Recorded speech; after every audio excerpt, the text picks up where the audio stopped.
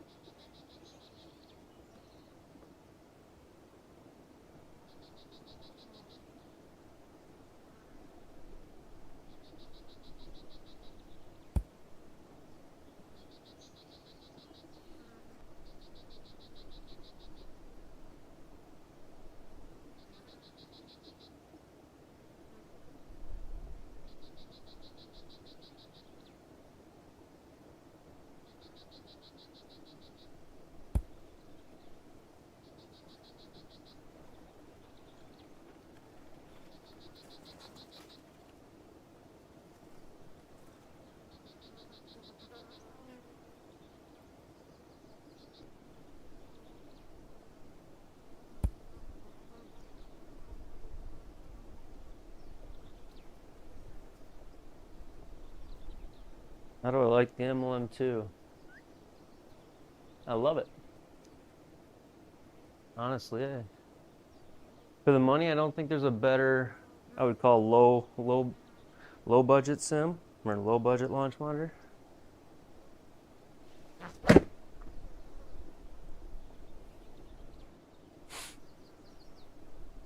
There's a few downsides. I mean, chipping is a little rough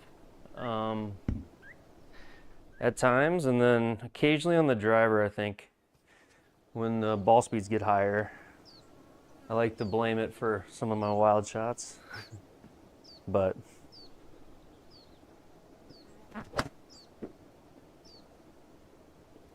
no, it's a good launch monitor. I mean, for under $1,000, I don't know that you're gonna get one that's more versatile, more accurate. I mean, you got to spend $2,000-$3,000 to jump up to iMini or Bushnell.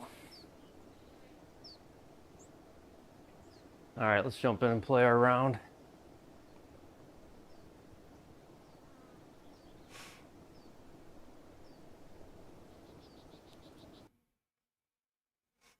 Sim Golf Tour today, par 3, winter, San Jose Country Club. Saturday pins, soft, calm winds on day 1, normal putting. Stimp of 10, so greens will be a little slow.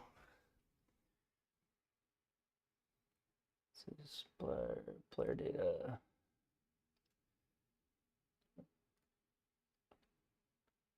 And then I gotta get the data on my floor set up here. Hole data.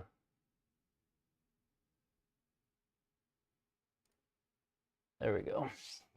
Sorry about that.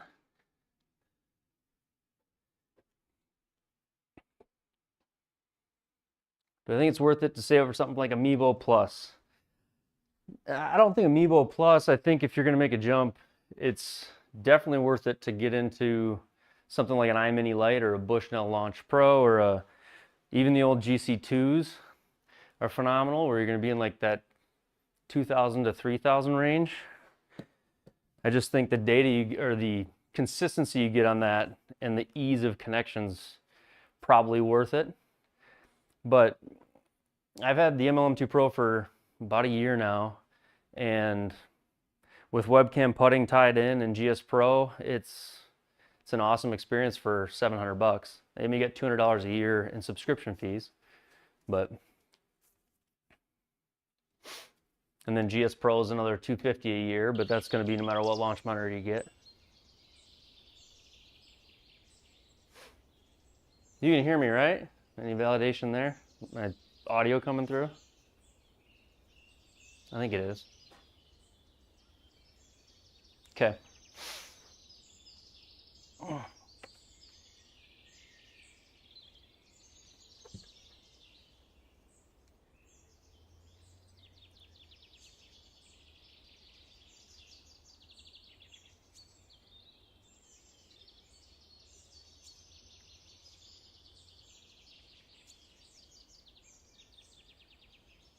Where did all my stuff go? Oh, there we go.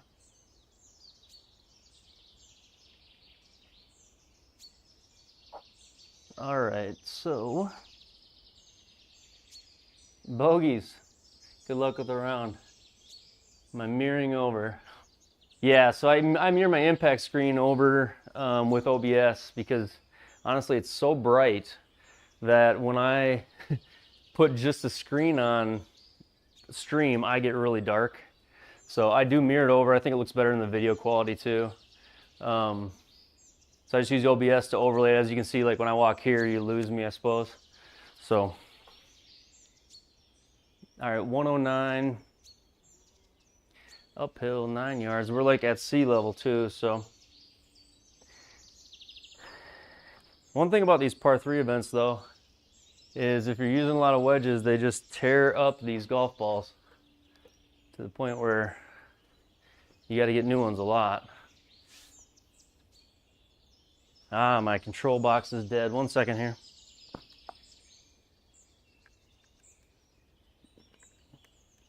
Been a while since I plugged it in.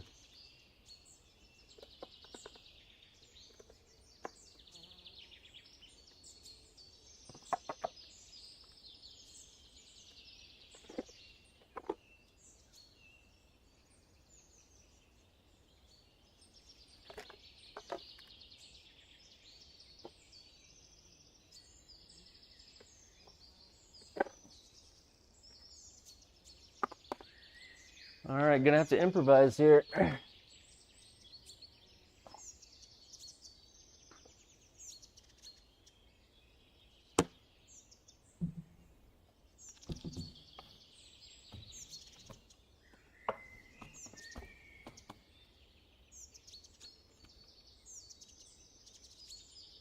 Control box went dead on me. And then I went to plug it in and the back plug pushed in the charging connector. So 1 second here, I'm just gonna have to aim by hand tonight, it looks like. So 109, uphill 9. So I play these like 118. I got a little wind into me. We are at like sea level, so for me, I'll lose a couple yards to that, but all right, 118.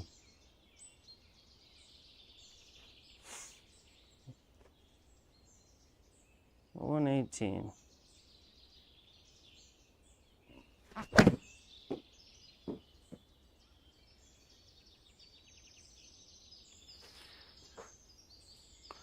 Sit there. Not bad. I'm getting a warning on my stream.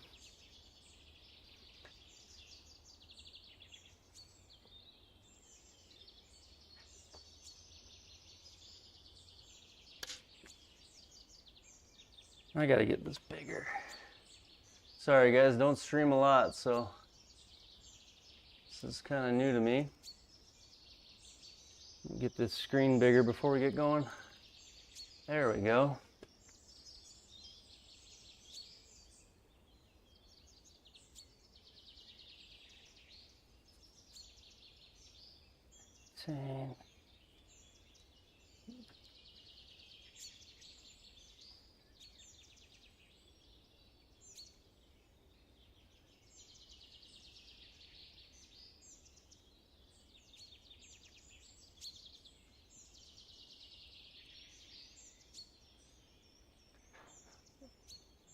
YouTube is not receiving enough video to maintain smooth streaming. Poor.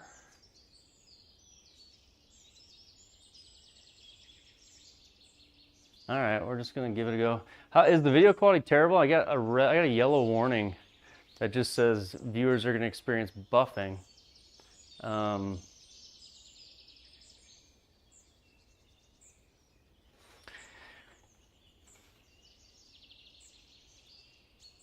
I guess we'll just give it a shot. We'll just keep playing. Okay, video's fine. Thank you, Bogies. Okay, we'll play some golf.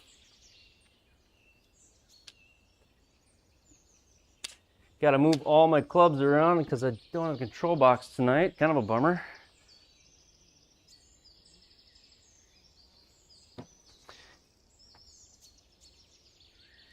But we'll be aiming with the mouse all night here. So downhill 8 inches, 24 feet 1.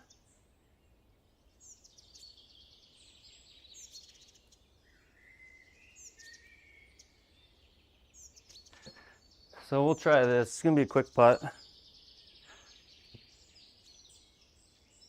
It doesn't feel like enough.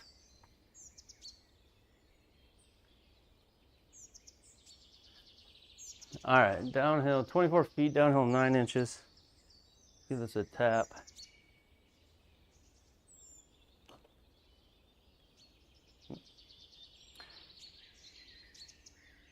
Almost.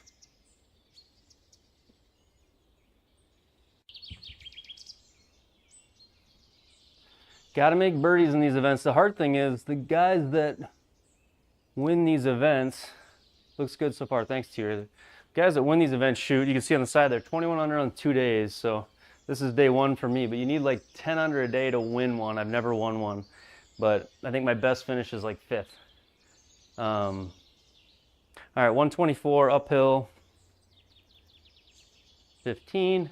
Small greens at San Jose Country Club, so and then big hills if we miss.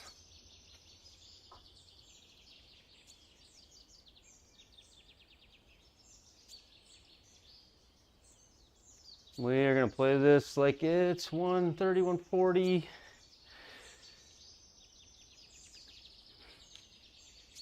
Little wind into us. So 140, I'm gonna play it like it's 140, hit pitching wedge.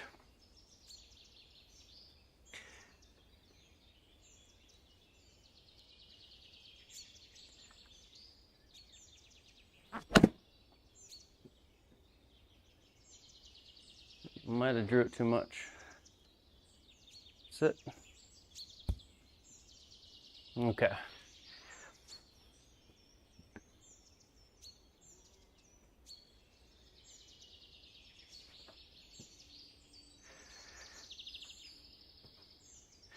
Oh, I'm gonna miss the control box all night. We'll just have to go over here and use the mouse. Okay, so uphill 3 inches, 13 feet.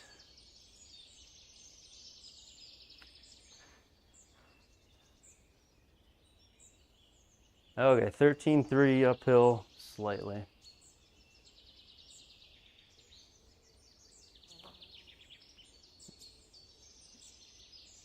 Just never hit it hard enough. Not a great line either. Okay.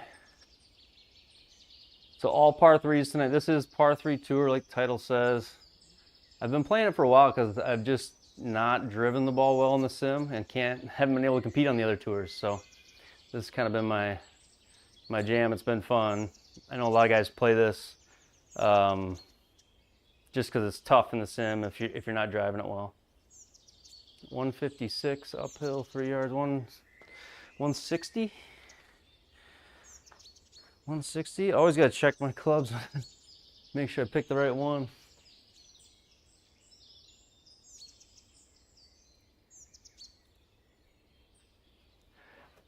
All right, 160. I'm gonna hit 8-iron.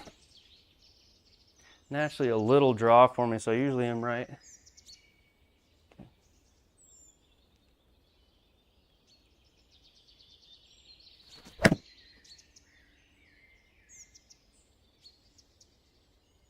Just don't know if I got enough of it.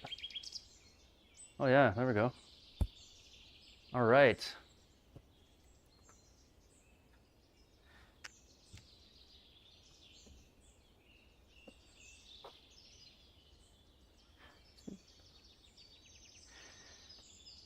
Okay. So,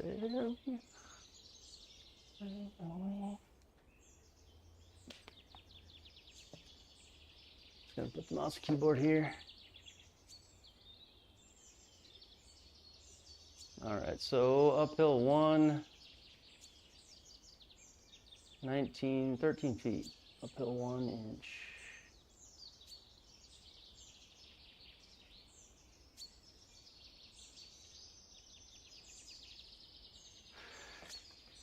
Try that. All right, 14 feet uphill an inch.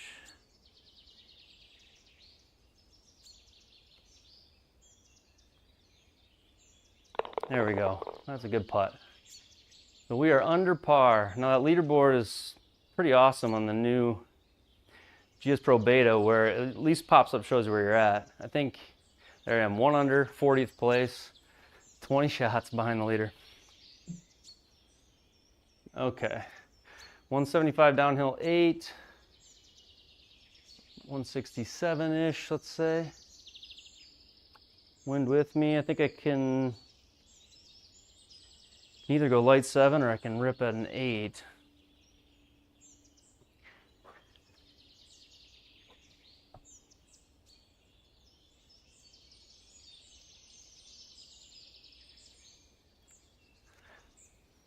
$167 downhill, a little wind with me. I'm just gonna hit the 8.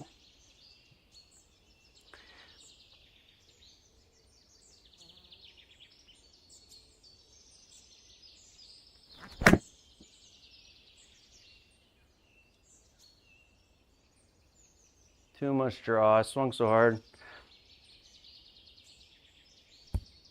Maybe should have hit the 7.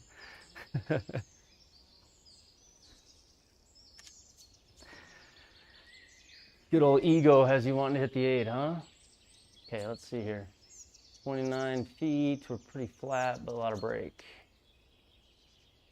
What do we got for cars in the parking lot in San Jose? It's like a bunch of little Hyundai Accents, Geo Metros.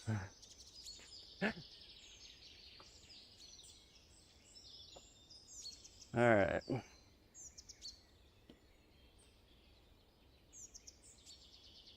$29 feet, braking basically the whole way. I feel like I always underread these, so here we go. 29 feet.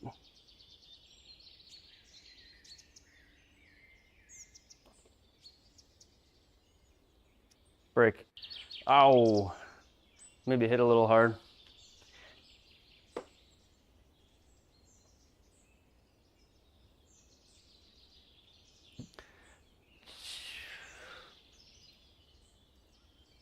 Oh, I despise these.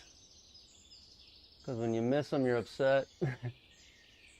You're not supposed to miss these, but you do. So, all right, 6 feet 2. Flat.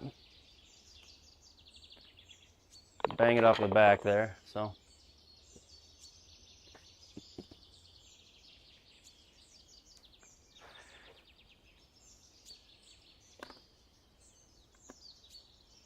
Okay. 139. Downhill 8, 131-ish.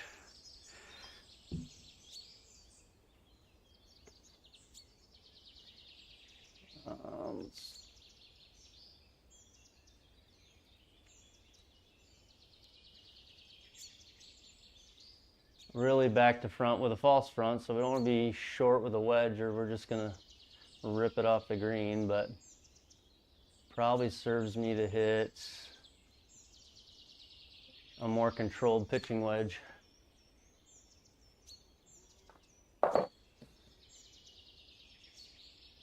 Than it does a 9-iron.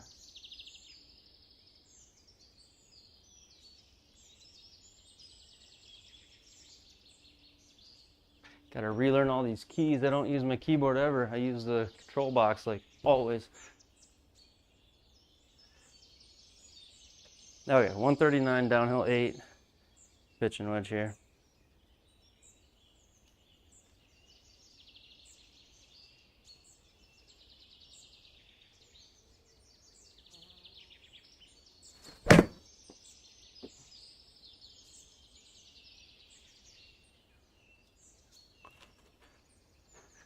Go.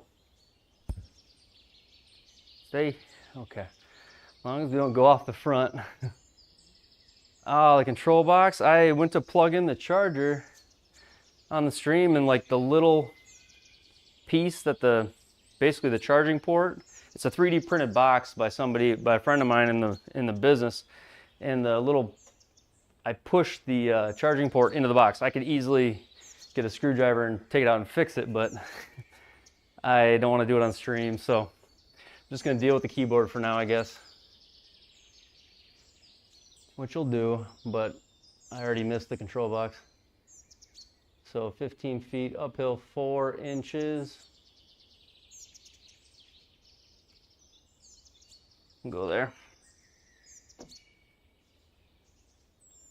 So it died. I plug it in like once a week, and it died, and then I went and put the plug in upside down and must have pushed too hard in a panic and pushed the receiving part of it into the box.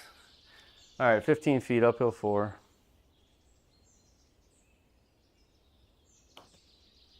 I don't think I hit it hard enough. Oh! I think a little more speed would have got that in there. God darn it. All right, so 1 under through 6. Kind of the goal. I try to I'd love to see when I feel like I'm playing well or have a chance of these things. I feel like you got a 3 or 4 under per side. So it's not easy. All right, 164. Wedge 9/8.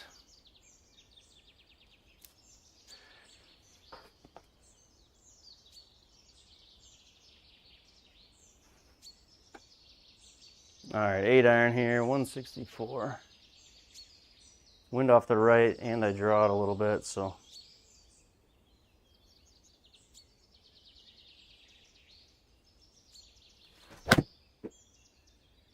When I say draw it a little bit, maybe draw it a lot. Oh, that face was so close. Okay. A lot of guys have built their own by keyboard components, basically wireless keyboard components. There I am hitting my control box as we speak. This is not the place to miss it. Green's running away. 3 yards, 9 feet, as high as my ceiling above me. And we're in the rough, so spin's gonna be tough. All right, this was not the miss. But an up and down would be huge. All right. 18 yards up the hill. I got a little uphill lie, a little left. Could come on a little left.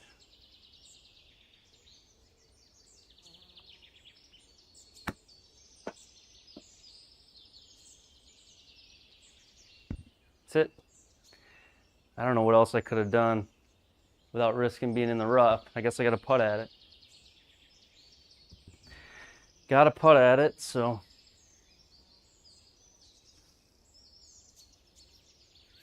A lot of slope on these greens, and they're small. And then when you miss, it's like there's a giant hill you're going to be at the bottom of. Let's see here.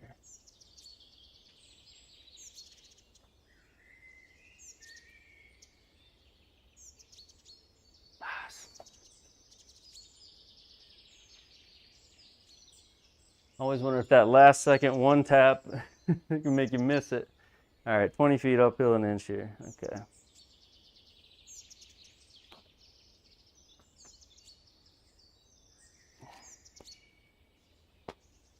All right, we're back to even, so.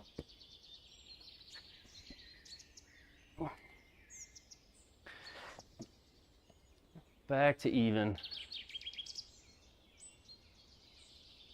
50th place at the moment, but we're on day 1, so it's a 2-day event. 106 down 15. I need to start hitting more straight ball. Too much movement for me, especially the right to left winds. So down 13, 106.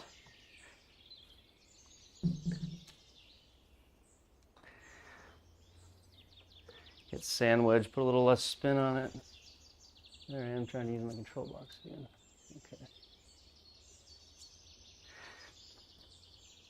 All right, 106 downhill, 11. I got sand wedge, like 3/4 here, I think.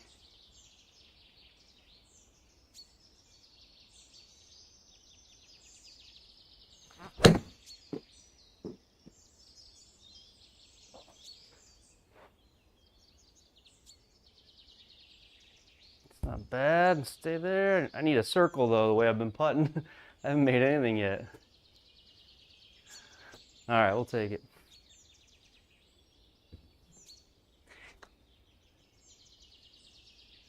All right.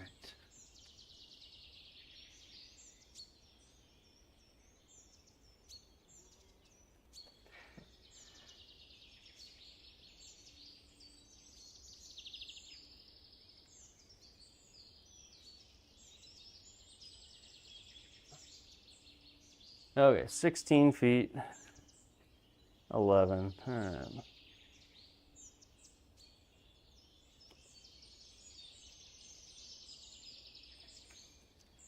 I'm just not reading enough break. I've missed almost every putt low.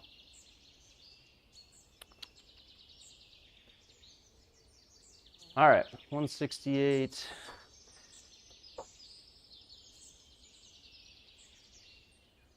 $168.5. Only downhill a couple of yards.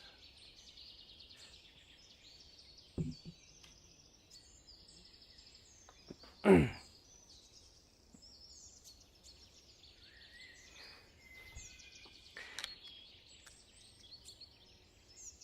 I'm gonna hit 7-iron, try to not hook it so much.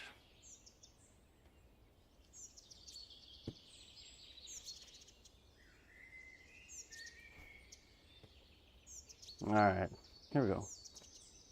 Come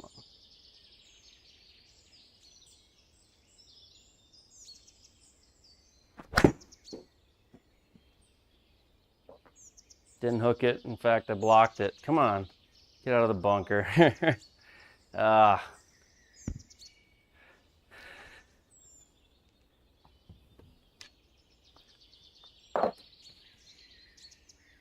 Okay, so 6 degrees left. It's gonna shoot out to the left on me.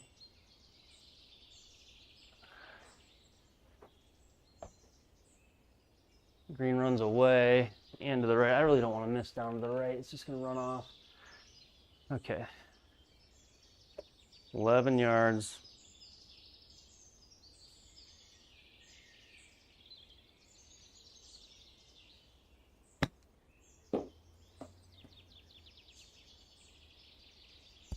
Go in. Oh, come on. Oh, I thought we had that. We needed it.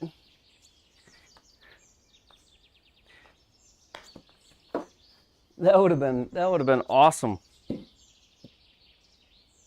Oh, bummer. All right. 124 uphill 11.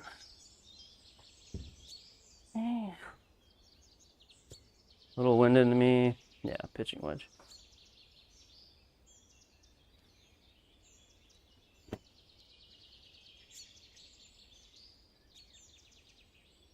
Can't go long though, so okay. 124.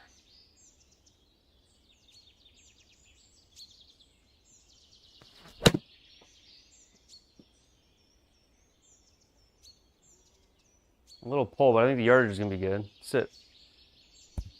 Eh.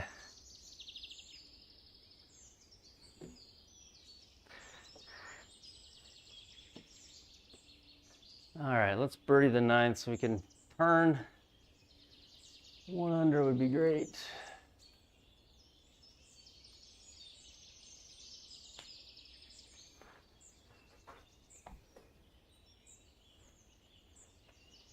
All right, 21 feet uphill.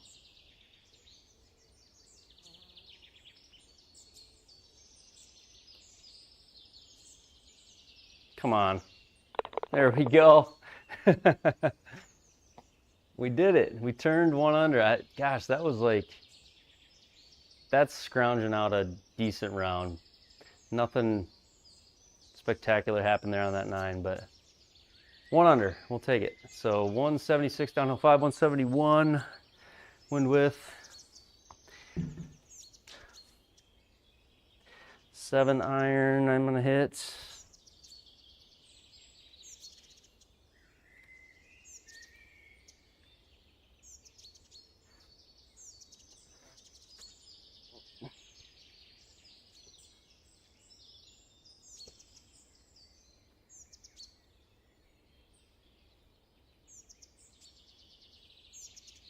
Okay. 7 under, or sorry, 7 iron. Wish I was 7 under. 176.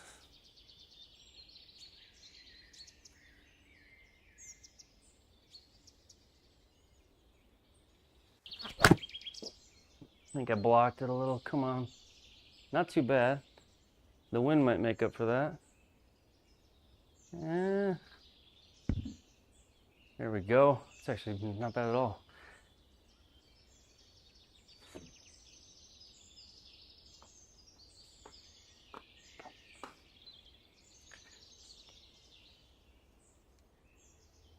Okay.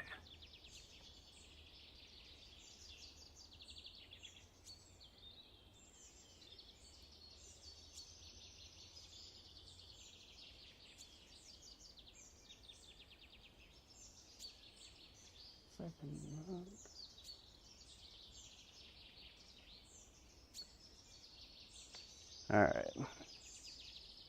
We need to start making a few of these.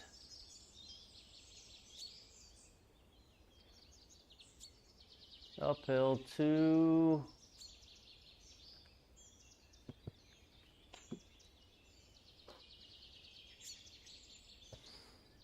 Okay.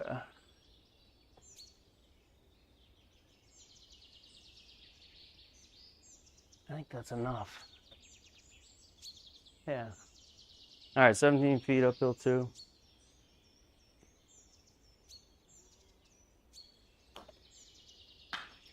I smoked it. Oh, I just hit it too hard. I had the line. Bummer. Okay. 182 on this next one.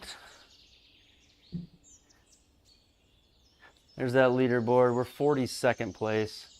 We gotta, I would like to get to at least 4 or 5 under this round. 182, downhill a couple.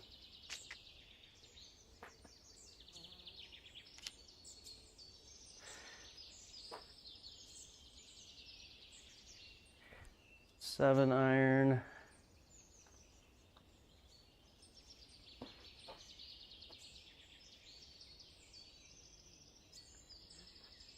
$182, 7 iron here.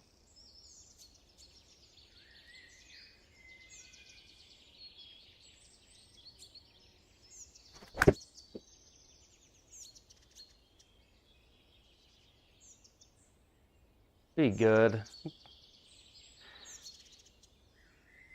Come on. Oh! Let's go. Gosh, that had a chance almost. Those are the ones I like. You don't have to putt them. All right, 2 under, 33rd place.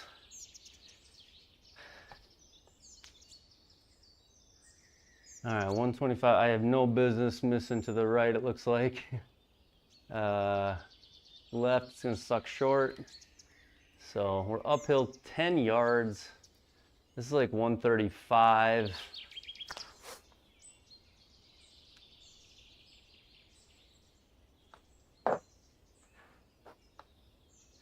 Oh, that last hole felt good. There we go. All right, 125 uphill 10. I got pitching wedge here.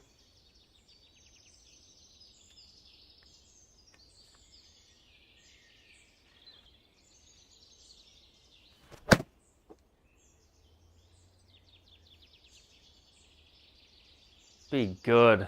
That was hit really well too. Come on. Spin in there. Let's go. Now we're hitting some good shots.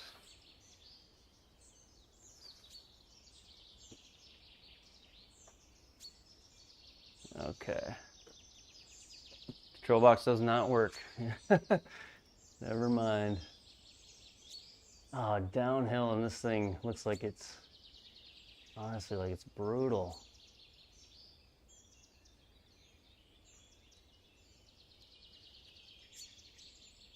Gotta love it when you're 6 inches outside the give me circle and you're scared out of your mind that you're gonna miss it. Okay, all right, 5'6", downhill an inch, little taparoo. Woo! All right, now we're playing. 3 under through 13.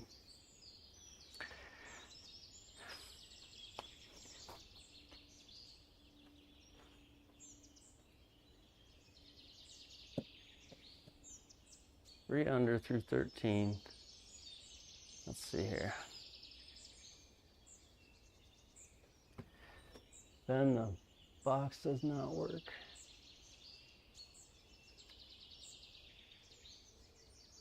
$128. Okay.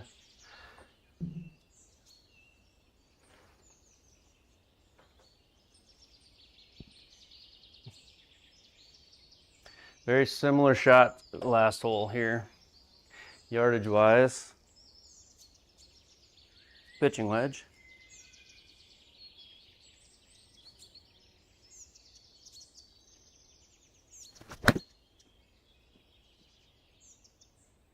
That one I pulled a little though, or just drew a little. Yeah, pulled, I guess. That's why it went so long. Sit. Ah. Gotta control that distance. That was not very good.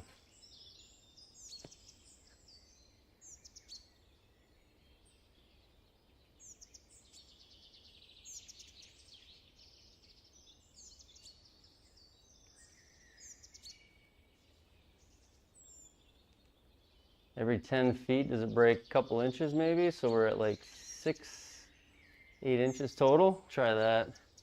We're downhill, so maybe breaks a little more downhill.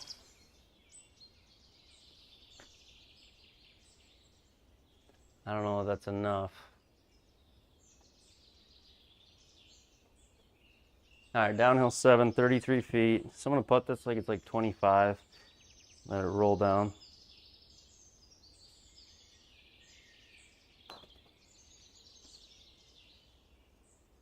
Come on. Oh! Just break a little for me. That last push of the keyboard. A little more left. Gotta hit it closer than that though.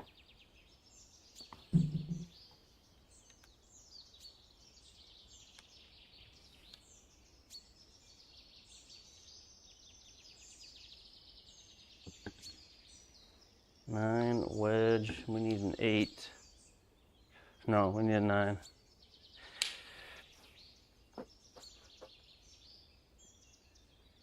All right, 9 iron.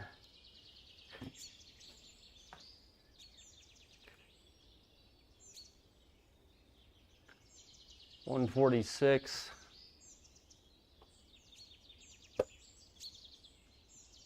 9 iron. Here we go.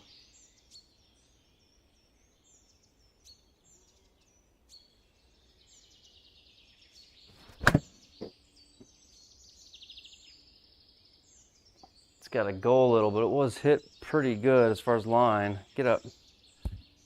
Ah.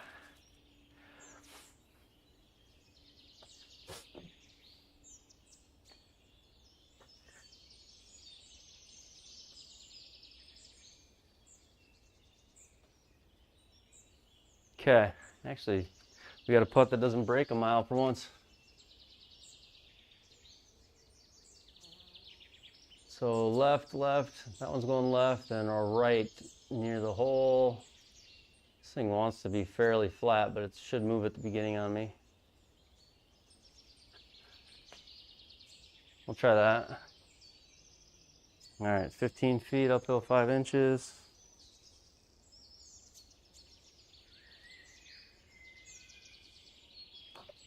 I shanked the putt. Come on. Come on, Ben. That was terrible. Ah. Sometimes when you think too hard about your speed, you totally miss the line. Kind of just got to forget about things and just hit it like you hit a shot. All right, 90 yards uphill 10, so call it a 100-yard shot. Little wind, I'm gonna hit sandwich.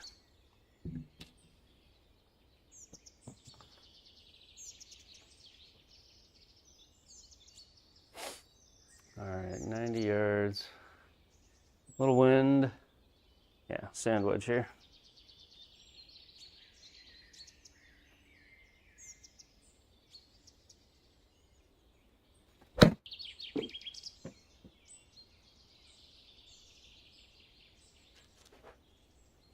Spin hard.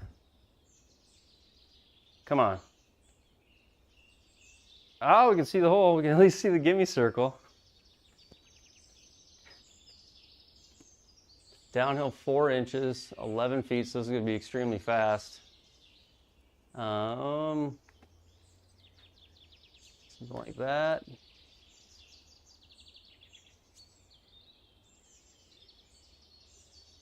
Yeah, I think that can work. Okay, we'll try that.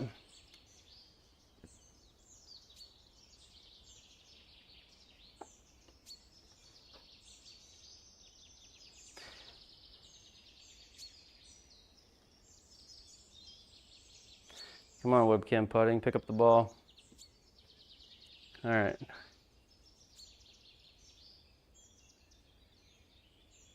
I think this is good. Kind of confusing, that big hill beside me, but so 11 feet downhill 4, so it should play like a 6-footer. Just get started on line. And we should be able to make it. Yes, there we go. All right, so 4 under through 15. We got 16, 17, 18, 3 to go. Obviously, to get to a day 2 where we can even be within range, we probably need a birdie out, but I'd take 1 birdie in these last 3, be pretty happy. Okay. Let's see here. Wind off the left, pins 178. A little bit of a backstop there, we don't want to be long. Okay, 178 uphill, 8 yards, 186. I'm gonna hit 7, I don't want to be long, so 6 to me is too much. I think I can get a 7.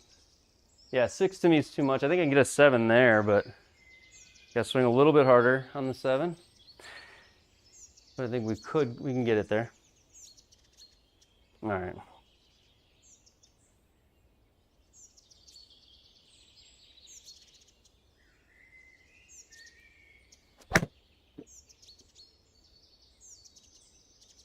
Definitely had the club head speed there. I lost it 5 yards right though. Get up.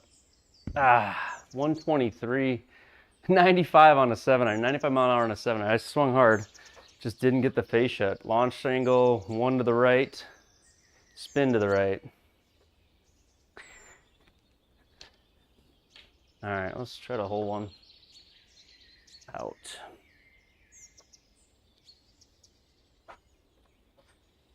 I keep hitting my control box and I don't have one.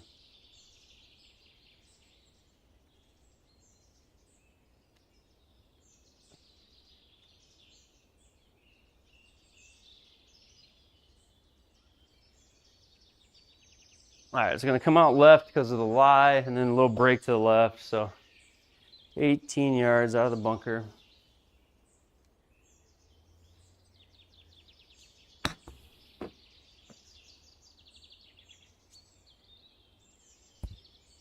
Go.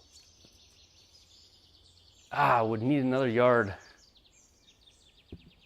That sand really penalized that one. So it came out 79% speed, 75% spin, so.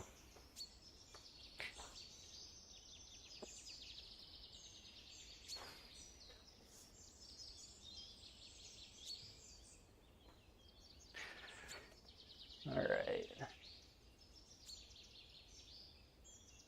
Do I put more on the sim or on the course? I mean, now that I've got everything set up in the sim, definitely play more on the sim of late.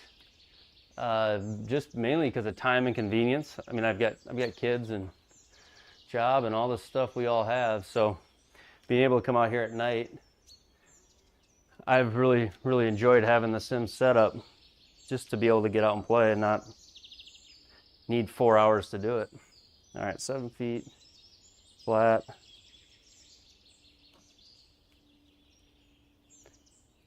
I just shoved it. That's a bad bogey. All right, we got, so 17, 18.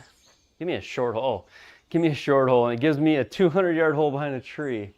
Oh, come on.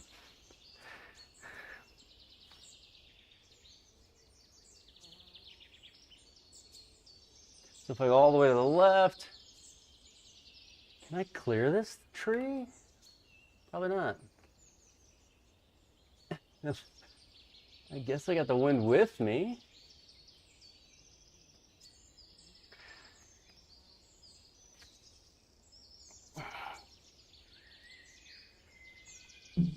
Four, 5, 6, 200 wind. All right, we're gonna hit 6.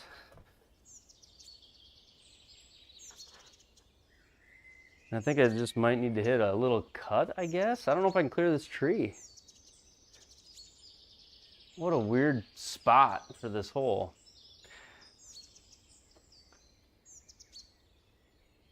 Do I go over there and just hit a 15-yard cut? I guess. I don't know. I wonder what guys are doing.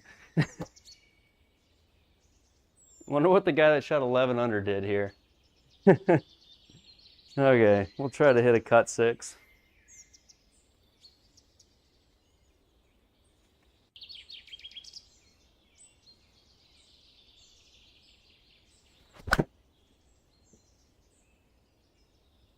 Barely cut it, just not enough. I cut it 2 yards. Yeah.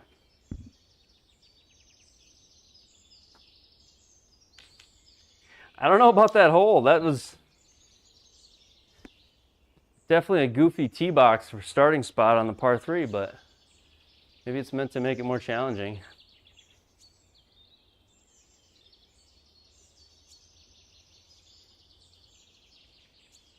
So everything runs to the right here.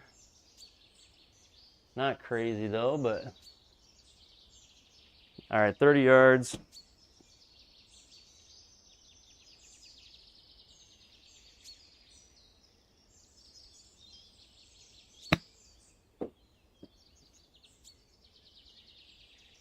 Hit it 30, sit, just no spin on it. Gosh, I bet I lost all the spin in that rough. Carried it 27, but yeah, I lost 50% of the spin due to the lie. I should have known better.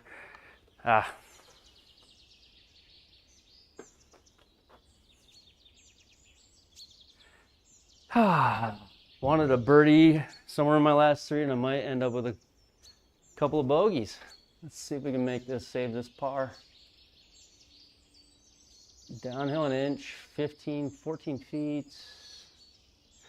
It just feels like it breaks a lot. If I take this line, I need to hit it soft. So, all right, downhill an inch, 14 feet.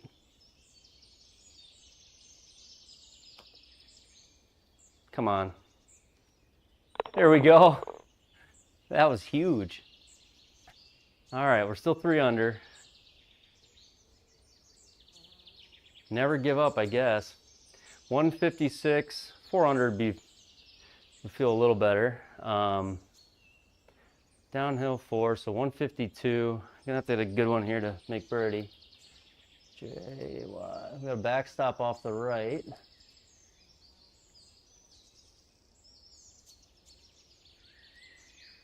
Wind into us, 152.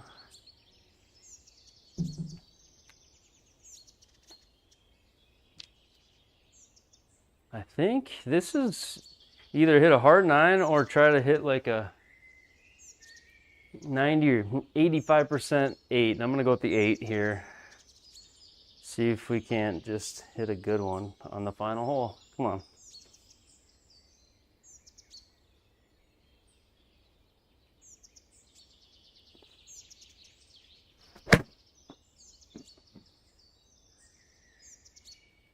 Could be really good. Come on. There we go. Stay there, right where I aimed. Should have aimed at the hole.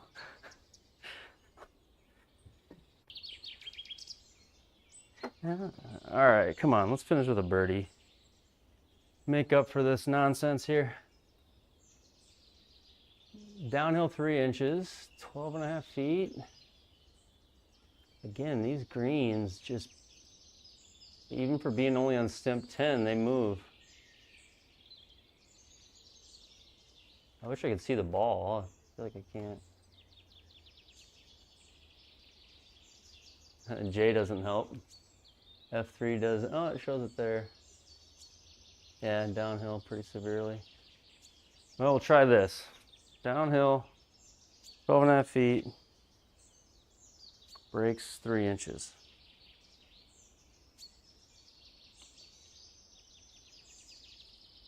Not even close. That broke so much more than I anticipated.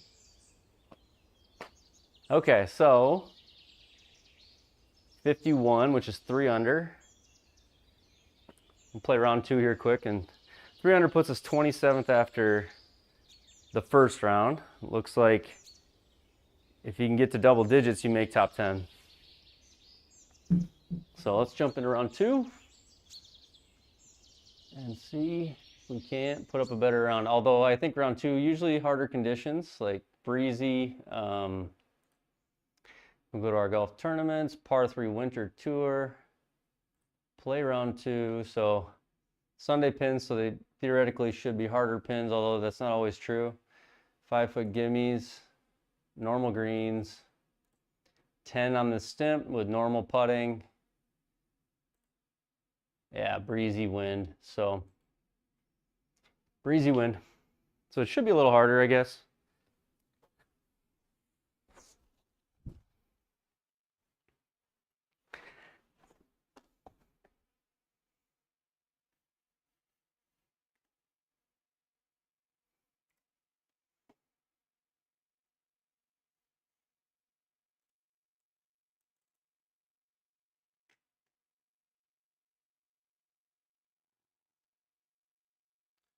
All right, so we're waiting for round 2 to start here.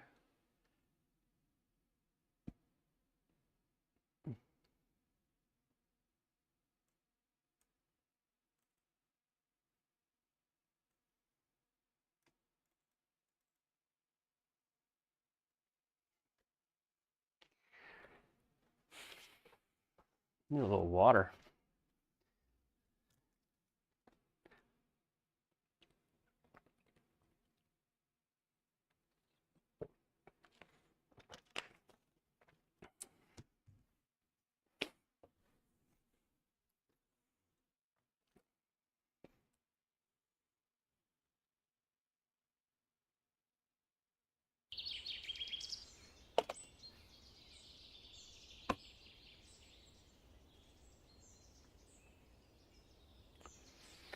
Yeah, already it's gonna be so wind breezy. This green is just like, it's like 12 at Augusta, thin, skinny, skinny little green.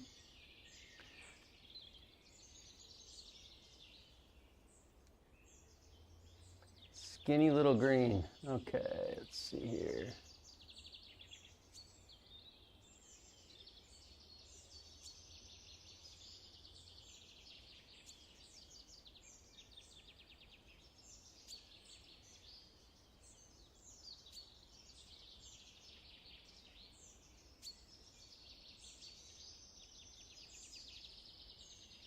Okay.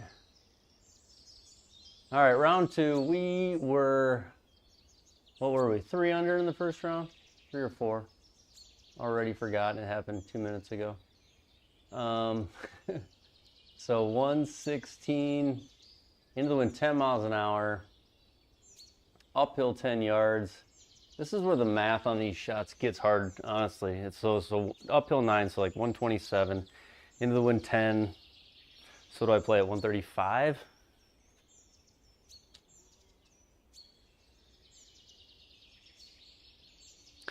I don't know. Let's see here. Okay, we'll try this. This is pitching wedge. And I'm gonna try to hit it like it's 135, I guess. See how it goes.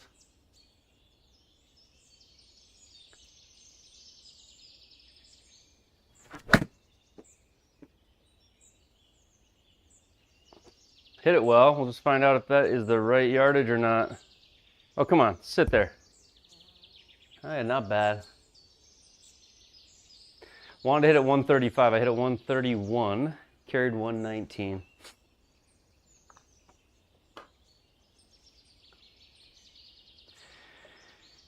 All right, we're gonna putt this.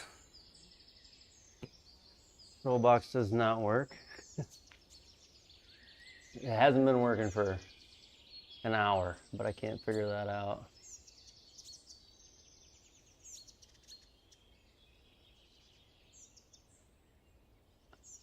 I can't even tell what this does. It should kick to the right when I first putt it. We got 15 feet downhill, 5 inches.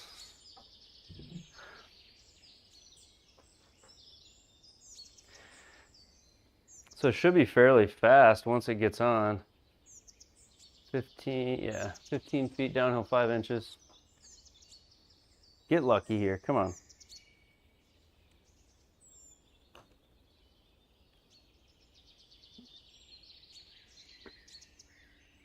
That was a total misread. Oh, that sucks.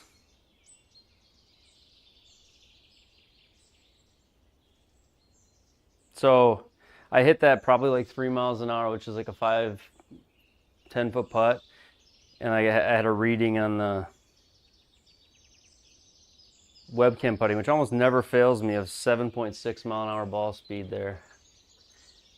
Which, that's like hitting it like 15, 16 feet. And I only had 15 feet and it was way downhill, so. That sucks. I wish you could report misreads like live time or something. I wish there's a way to tell. I know there's not, but oh, that sucks. So breaking left and right. Honestly, I got to get lucky to make this anyway. So that's frustrating. I'm not getting good readings right now with this though, am I? Like it's, how long does it take to find the ball? Too long. It takes too long to find the ball right now. Let me try.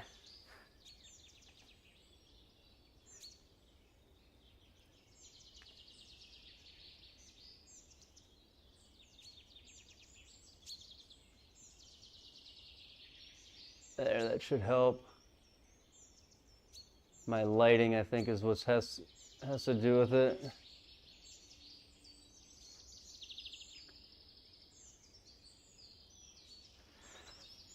That's frustrating. I thought I was gonna make a birdie here. And I had a putt go in as if it was a 20-foot putt when I only hit it 10 foot. All right, get over it. Uphill a foot, 24 feet.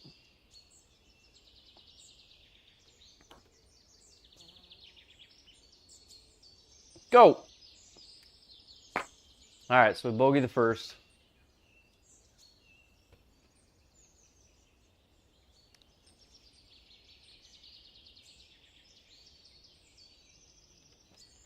"36th place." Okay.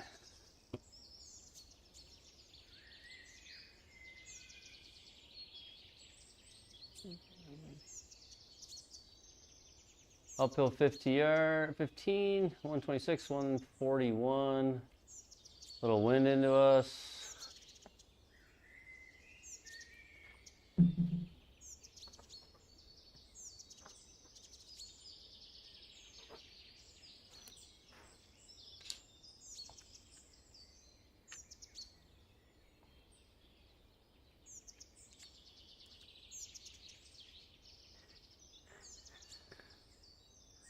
There it is. All right, I'm gonna hit 9-iron here.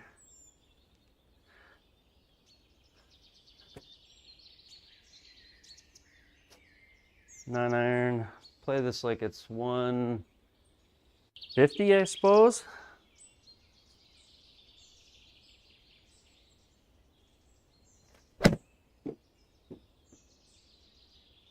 Didn't hit it hard enough.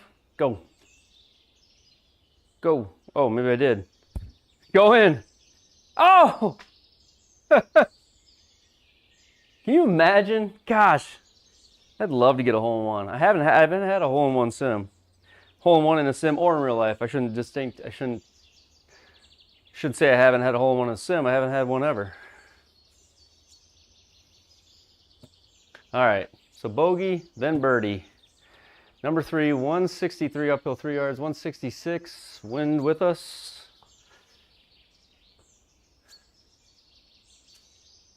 We will hit 8-iron, wind with us.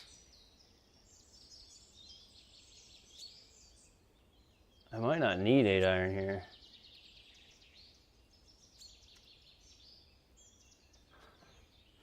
All right, we're gonna swing easy on the 8. We're gonna try to control one. 163.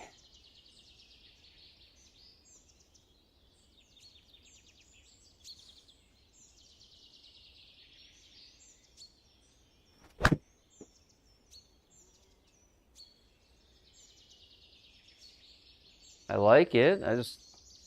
Yeah, there we go. Sit there. Sit. All right.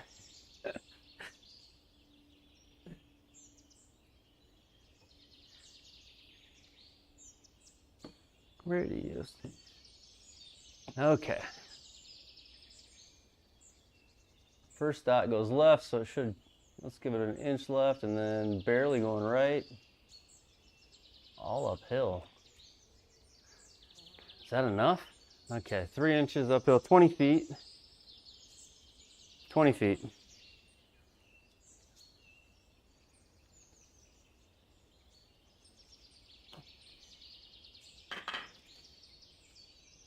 Just didn't really break at all. I pulled it a little, I guess.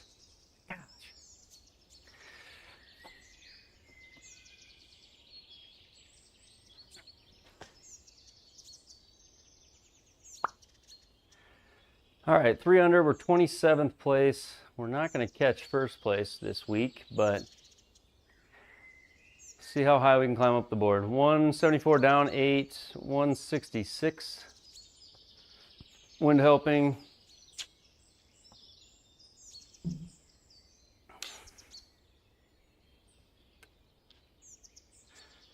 We will hit 8-iron here.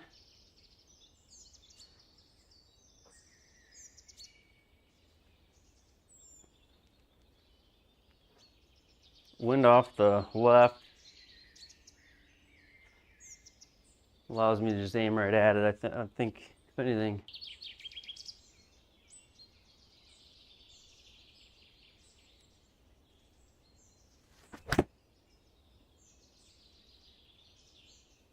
Just absolutely hooded it. Started at 2 degrees left. Spun it left. Little pull hook.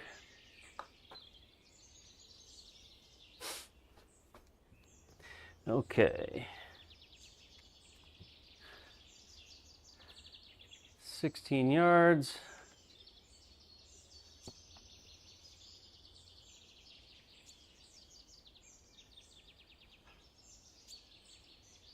Rough's gonna take some spin off, but I gotta remember that. Try to hit this 10 yards maybe. It's got right angle on the lie, so it'll come out a little right and then land. It should break right. So try to hit this like 10, 11 yards.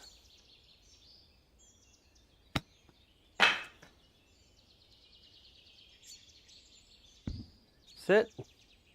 I carried it 10 yards. There's just not the place to miss on this hole. Yeah.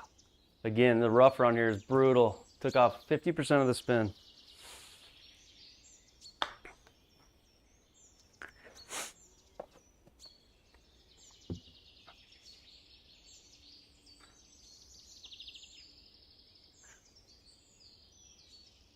I do feel like that's a difference between this monitor and say like the GC Quad or any of the photogrammic ones. You know, with chipping, I had 3,500 backspin on that. Well, that's with a lob wedge.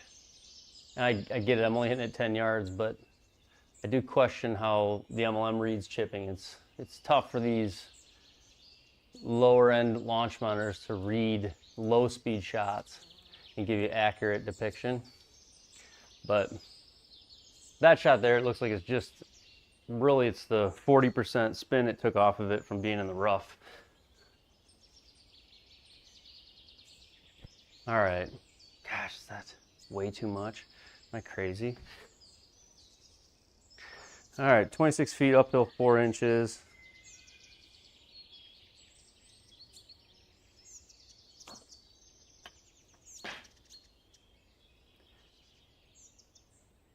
Yeah, that was a little wild having it that high. Downhill, maybe I get that much break out of it, but uphill, no. So bogey there. 37th place. So bogey, birdie, par, bogey.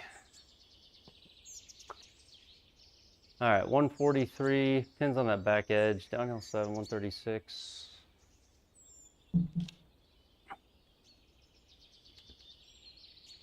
I'm gonna hit pitch and wedge here. And with the wind off the right like that, we're gonna aim left edge. Okay, 143, downhill 7. I think it could be, that's just drawing too much with that wind. Go. Not terrible. Not terrible. With as much slopes on these greens, I got to be right below the flag or closer than 20 feet for really good chances at birdie. Let's see here.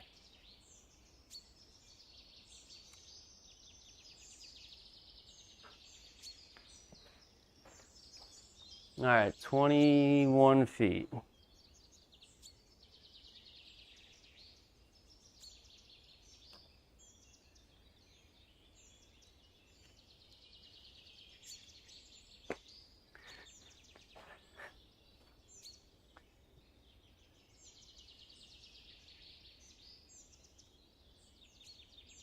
All right, 147. We need to start making some birdies. 147, downhill 7 feet. So downhill 2 yards, 145, wind across. Can't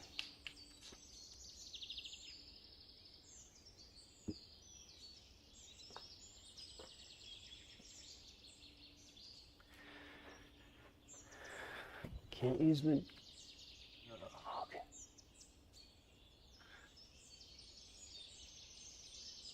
All right, 147.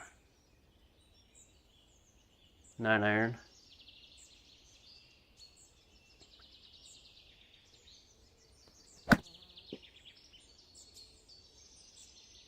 Felt really good.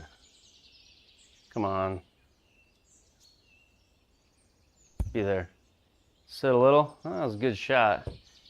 You need to carry about 5 yards less.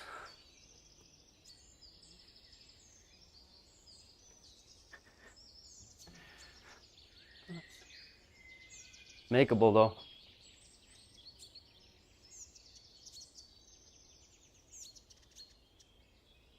Downhill 3 inches. This honestly feels pretty darn straight. Little break at the end. All right, 14 feet downhill.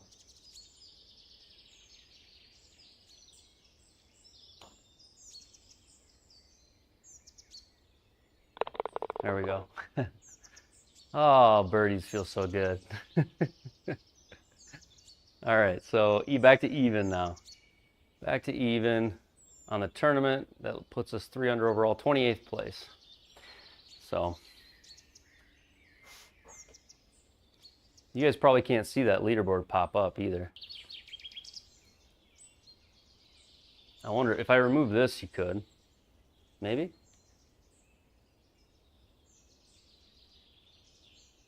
If I take away stats on the right, you probably can see it. Yeah, I think it pops up there.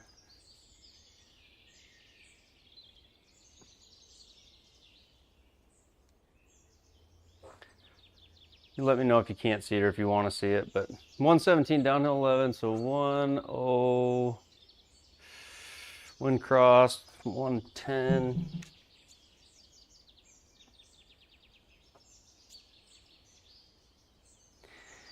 Yeah, I think this will be it. We're gonna hit sand wedge. Oh, come on.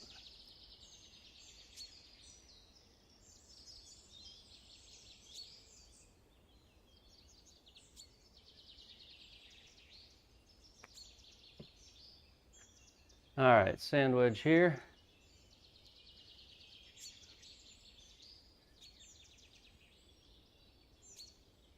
Downhill, let's hit this like it's 110 basically.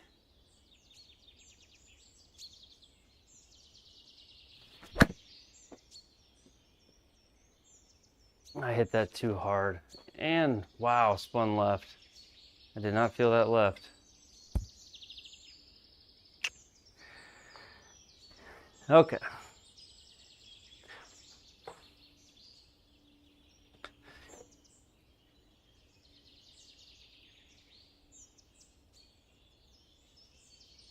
F3. It doesn't do a lot by the hole. Okay, 22.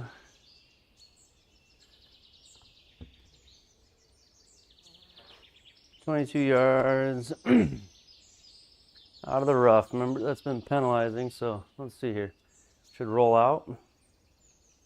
Just like 15.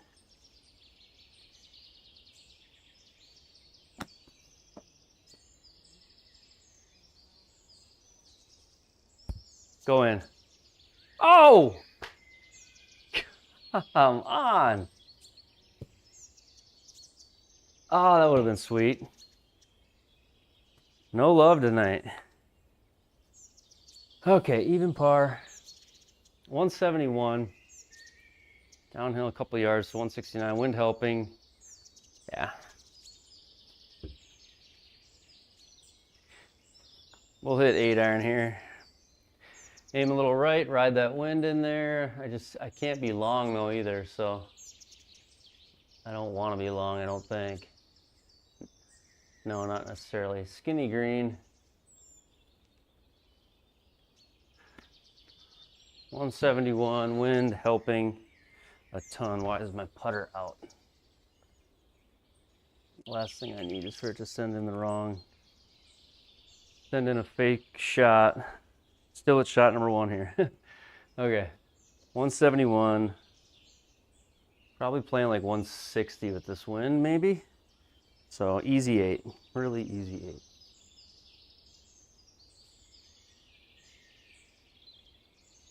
8. Felt so shut. It was. Ah. Same as last hole. Be good to me. That's it. All right.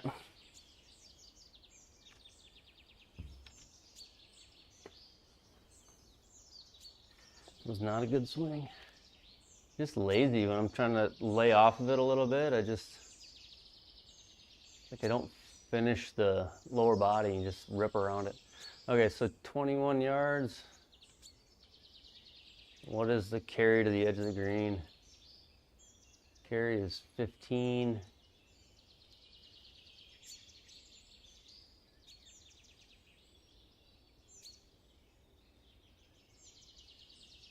Yeah. All right, we'll try to carry this 15 and just hope we can stop it. I don't think we can, but here we go.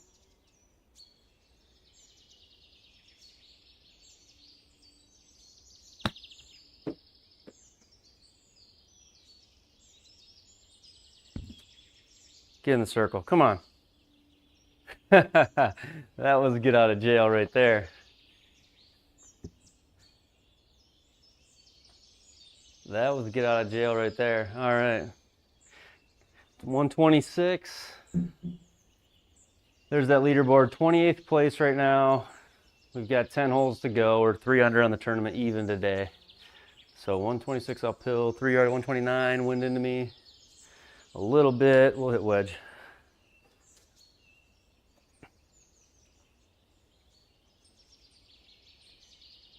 All right, pitching wedge. That is just back there. There's nowhere around it.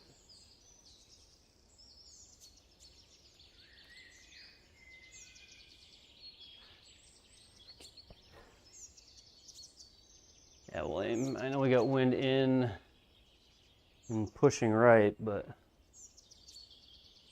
this pitching wedge could be about right if I just draw it a couple yards into that wind.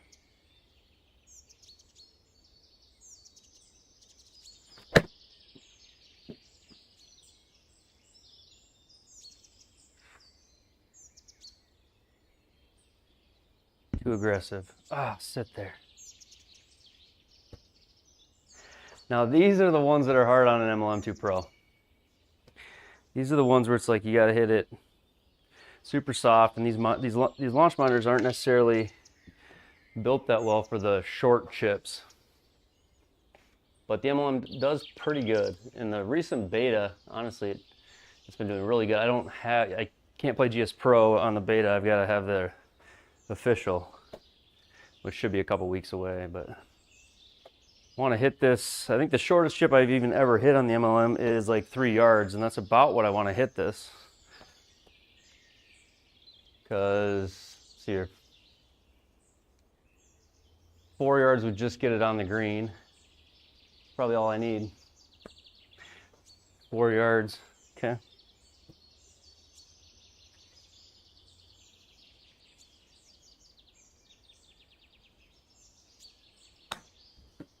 See, I just don't think I can hit it that short. Yeah, no chance.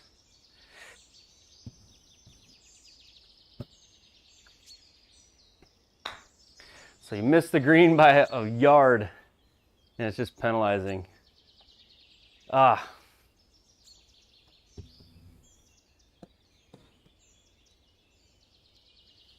All right, let's make this putt and forget about it. Uphill an inch, braking. Let's try that. Or downhill an inch. I think this was downhill slightly. We'll go there. 25 feet. Downhill. I can't decide. I don't feel like it's enough. 25 feet downhill an inch. Come on. Go in. Go in. Not enough. Darn it. That line was pretty good. Okay. So another bogey. We just can't maintain it this round. Ah.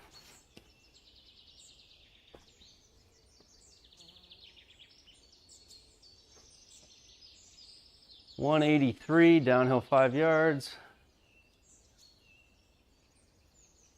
178.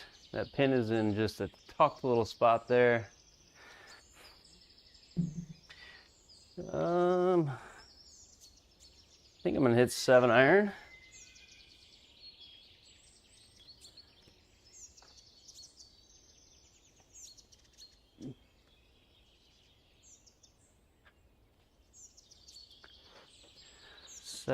Try to hit it straight one without any draw on it maybe, and really kind of go after that flag. All right, 183.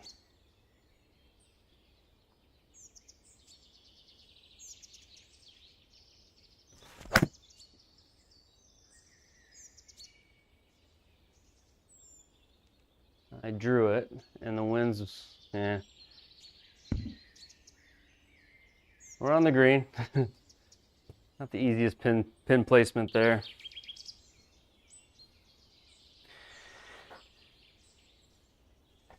Okay, 44, downhill 7. this point, from this distance, we are guessing anyway. We just want to make a circle. I don't think, I was going to say I don't think the R10 is better, but you saying you have one, I guess I don't have one, so for me to say that, I don't know if it's better. I just think it's a combination of spin and, you know, the actual speed measurement that it takes. I wonder how accurate it actually can get on the low end of speed. And sometimes it's probably just me complaining about it, but I mean, like all of them have, all the lower end launch monitors have a hard time differentiating on chips, because I think it is because, you know, they're trying to differentiate between like room movement, like practice swings, you know, things that aren't shots. And so, you know, they try to ignore some of the low values that they read, but then they also need to be aware and read it when that low value is a chip that you want. So I think the Mevo's got like a chipping setting that you hit. I don't know how the R10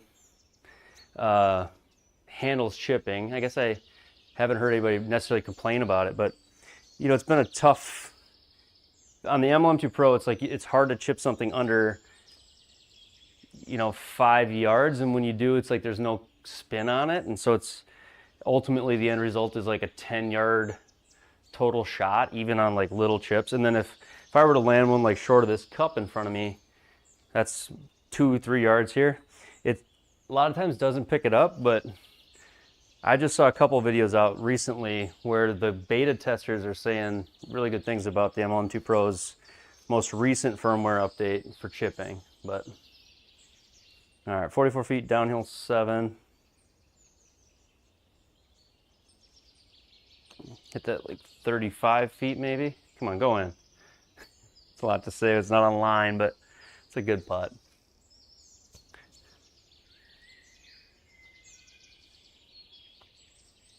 So you've got an R10.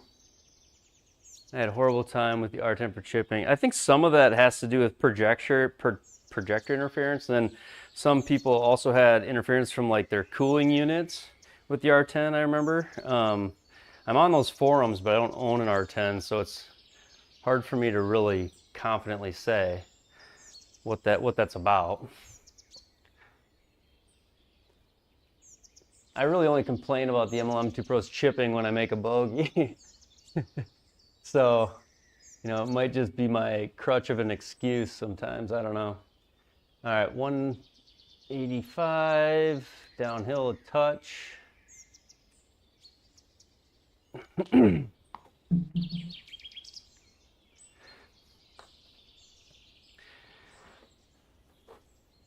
I am gonna hit 7-iron here.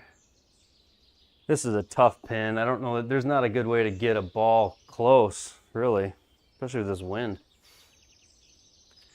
But here I am risking a bunker going right after it, so. All right, here we go, 185.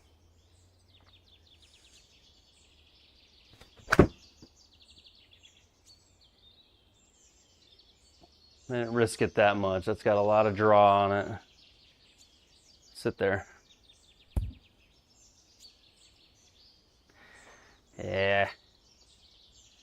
Got to be more aggressive than that when you're as far back as I am, I think. Okay, so this one breaks like mad. Crazy. 48 feet. My goal on these is usually just try to get it in the circle.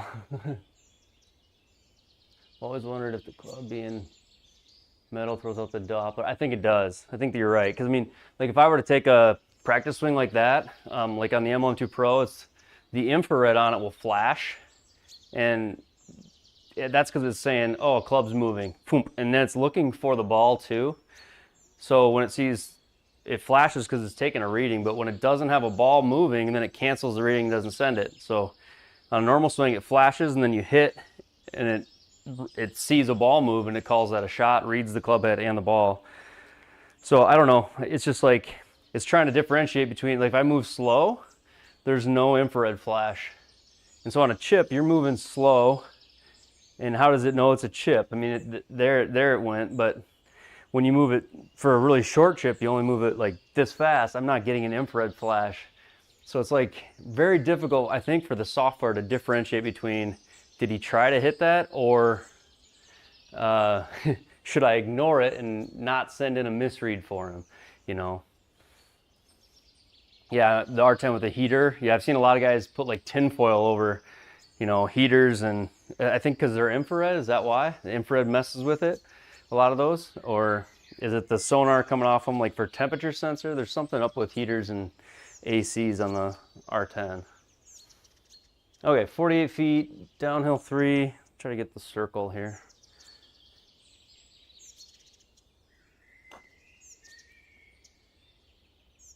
Come on, get lucky. Ooh, sit. Wasn't a bad putt from that distance.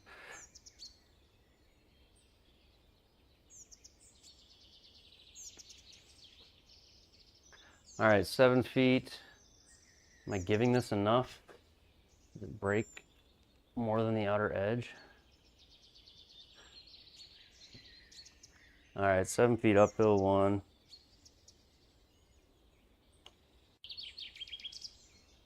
Good thing I pulled it. So, have you done a build video on your setup? I'd be interested in seeing the idea. Yeah, I haven't done the build video. I've sketched out some things to do it. I've got my build in Google SketchUp. So I've been thinking about putting the build out and then sharing the SketchUp file, because what I did was I actually measured out really my entire property, but I measured out this space, which was the back end of my garage. My garage was like an L shape. Yeah, I kind of AutoCAD'd it in with Google SketchUp, which is free, and it gave me, I don't know, all my dimensions. So then I actually dimensioned out the furniture. I just went online, and on SketchUp they've got all the dimensions for stuff you buy.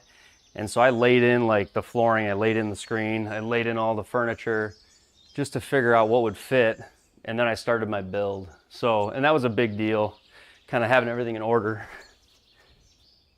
prior to starting my build, having, you know, a really solid plan, because like you change one thing, if you change like where projector's at, now suddenly I look to the future to get an overhead, and it's like, I don't want the projector sitting where the overhead units are going to be. So I blocked off that area.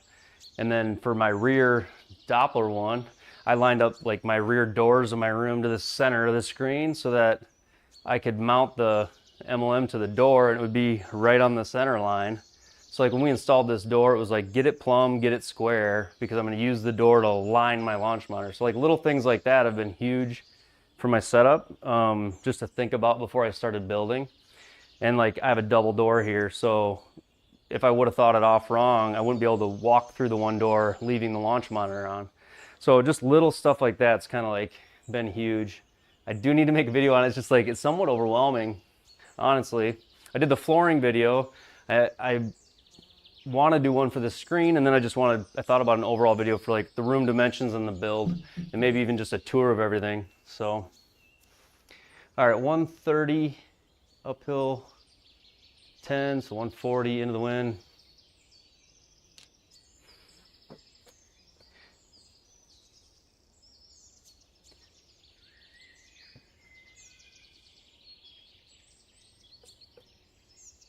My darn control box hasn't worked all night, and I've hit it like a dozen times. All right, let's see here. 130 into the wind.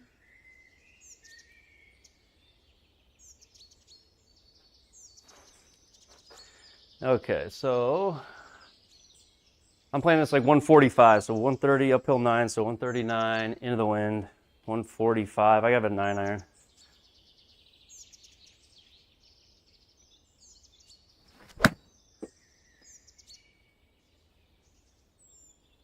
I just pushed it, never shut the face.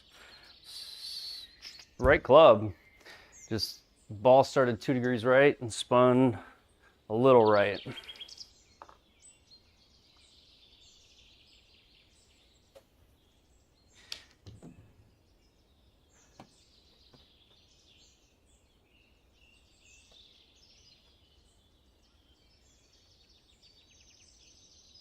Looking to build something at your new place with full swing kit. Yeah, full swing kit looks awesome. Are you looking at, are you looking at the new full swing monitor? What is it? The launch box? Is that the one? Or are you looking at doing an overhead, or which full swing kit are you thinking about getting? There's a couple different ones. Air moving in the room. Yes. Yeah, concentrate. Oh, I don't care. I'm not worried about it. I can't win this week. I'm just happy there's people in the stream. This is the second stream I've done. And so it's, these are kind of tedious to edit and to play and edit. So what I'm thinking is I might just live stream them. And then if I have a good one, maybe just edit the highlights. It just seems simpler. Downhill 8.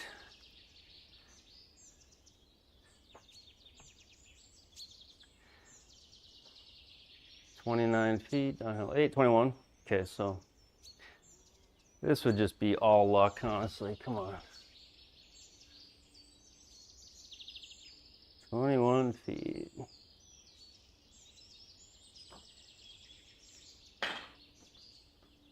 Do it. Oh! First timer here. Well, it's the second time I've had a stream, so welcome. Appreciate it. Kit's portable, they've added it now with GSPro. Yeah, Full Swing 2.0 is built in. Yeah, that's cool. Yeah, this is in my house. So I had a 40 foot by like 25 foot garage, and then on the one side, so it's like a 3.5 stall, but the one end went back another 20 feet. So this back area was about 20 by 20 square. And I put up a partition wall, a mini split, and turned what was just like a storage area for the garage full of junk into a sim and a home office. So it's been the best move I've made since I moved into this place.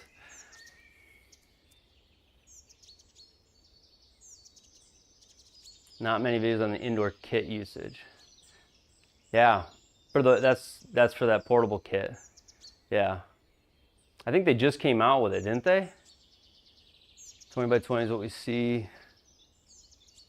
Or is it even less than that? It's slightly less. So it's actually like this wall, it was 20 by 20, but this wall I built out with alternating studs to divide the sound from, on the other side is a bedroom in the house. So I built this wall out and lost about 8 inches. I'm at like 19 feet on the width, and then on the depth, I'm like 18 and a half. And then I've got like a entry area in the corner that goes about 22 feet. But I mean, in a nutshell, you could call it 19 by 19 on the inside finished. I just did a little extra to like soundproof it, because the last thing I wanted, I have a friend that's got a sim, and it's like, if we head over there at night, the wife's not too thrilled to be hearing the thump, thump, thump, you know. So it's, and most of the guys I know want to play at night. So 133, wind off the left, wind off the right, I mean.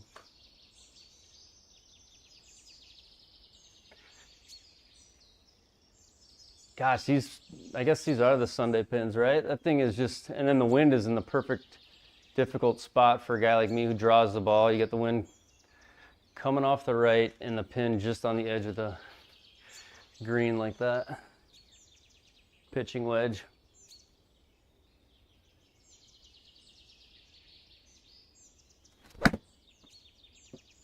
Tried to leave it out to the right. Maybe I did. No, I still moved it 3 yards. So, come on. Yeah, it's not bad though.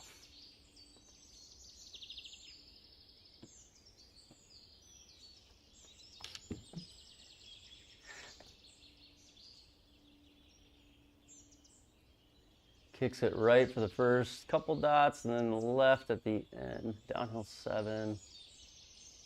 I don't know. We'll try that. 16 by 9, so decent space, yeah. 16 by 9, is it a separate sim building, or it's, what'd you say? Building in your loft. Ah, nice.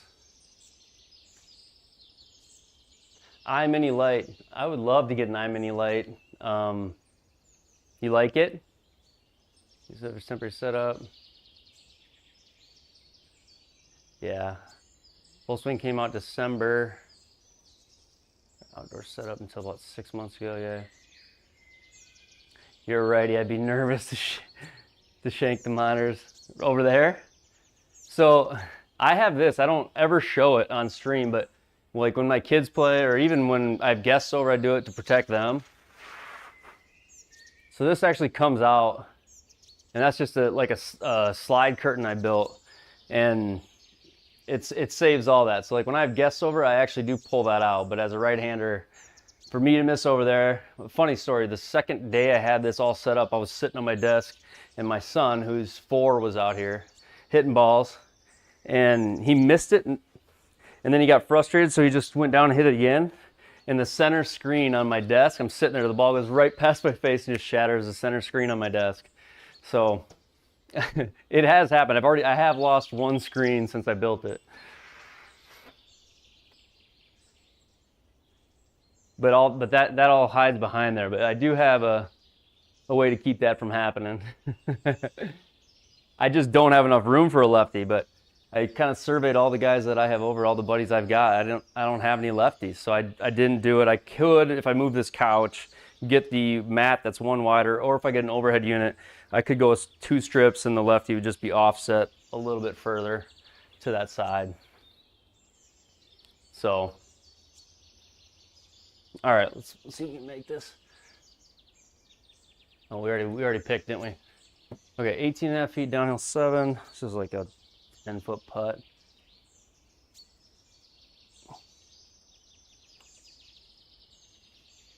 Did I pick the right line? Come on, break. Oh! Might have been the most square putt I hit tonight. Launch angle 0.1.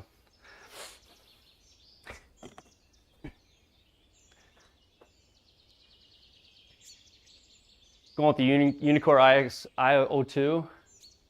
Yeah, I would love to get that. I would love to get something with a camera system built in where I get the replay. I don't know if the Pro T VX, those look pretty cool. The Unicore IXO2s look awesome. Something with the camera replay would be sweet.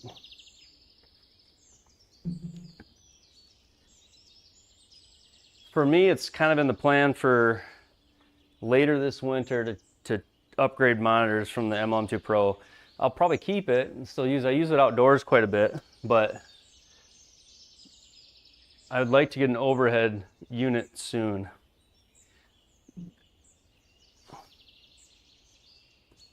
I guess if not necessarily an overhead unit, I would do any of the ones that sit down here. Like I'd take a quad or an iMini light, and those are 2 very different, you know, qualities of ones. But I would take any of the floor ones too, I guess. I just like the idea of the overhead. If I do ever switch this into a left and right hitting spot, that the overhead would accommodate both. All right, 130, wind's helping. Gap wedge here. Pin is in the smallest spot.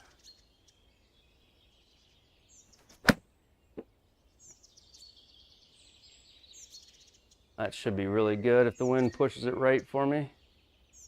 Come on. Stay there. Putt's gonna break a lot, but yeah, still a good shot though. Full swing kit has the cam, but not the face, yeah. So, are there any of them out there that have the club data without stickers? That's what I wonder. I am running GSPro, yeah. So this is GSPro with the MLM2 Pro, which is something that the community is sort of like bootlegged into a connector, similar to like the Garmin R10 or the others, where we've built our own connection into GSPro, which makes the MLM2 Pro so much better than it is without it. But yeah, this is GSPro playing the Sim Golf Tour. So this is a par 3 tour event.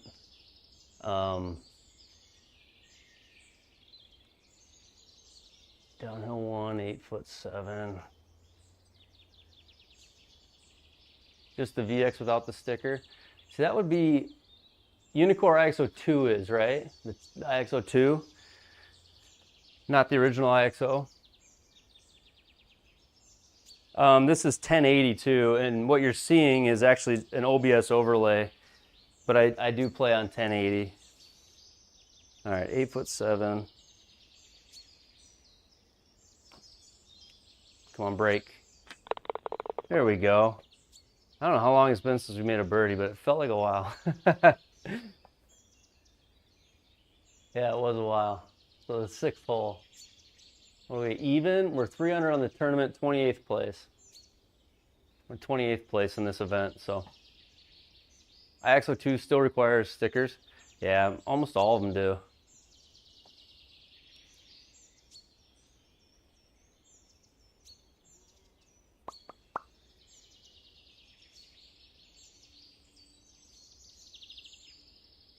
Asking about my Rolex decor. I don't know if I know what you mean. I don't think I have it.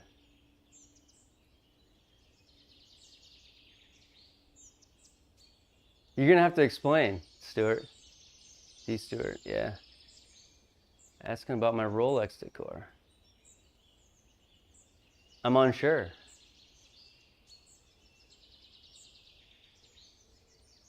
Oh, oh, sorry, yeah, people call me Bogey too. Oh, backyard Bogey, yeah.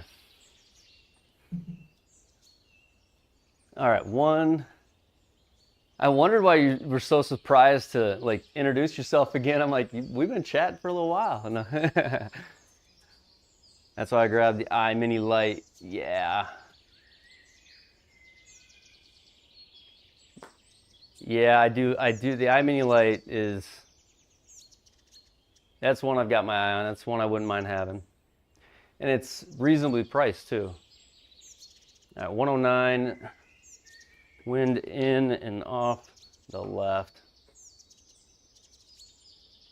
Uphill 10 yards, so I guess we'll hit gap wedge 120-ish. This pin is, again, just right on the edge. Like, they've all been that way. And my control box doesn't work still. Okay.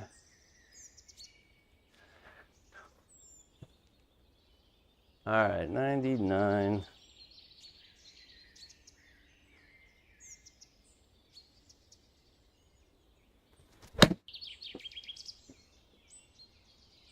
I need the wind to help me. Push that right, would you? Oh, I hit it too hard. Sit.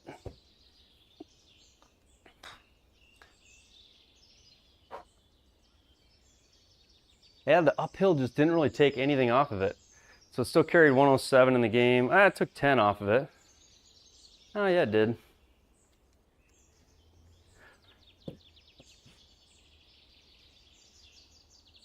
These pins are all just so on the edge that it's better to hit the middle of the green than you pay for it when you go for these ones. All right, so 10 yards. Only got 4 yards once it lands on the green. We gotta hit a little 8-yarder, 9-yarder. And hope it doesn't take all the spin off of it.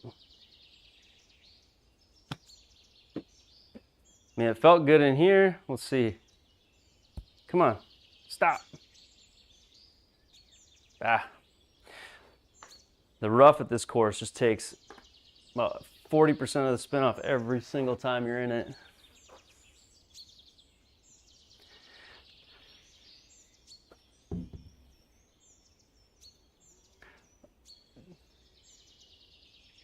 $20% off at the moment. Is that the Unicore sale right now that they're doing?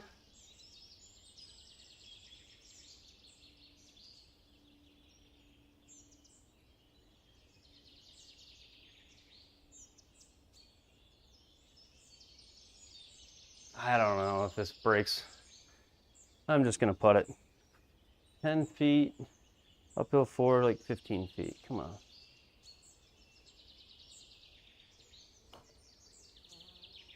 Go in. Hey! That's a good par save. We're still even par. We got to get under. And if I remember last time, the last 3 holes are not easy. It's like 180, 200 behind a tree, and then 150, I think. All right, 185, play, wind off the left.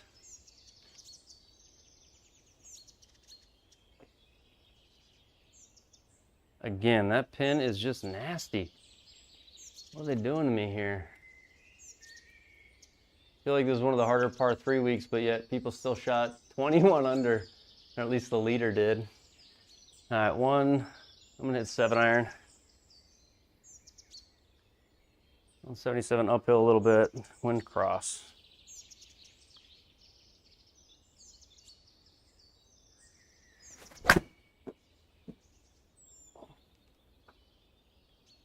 It's a good swing. How much did the wind take it? Not bad. Let's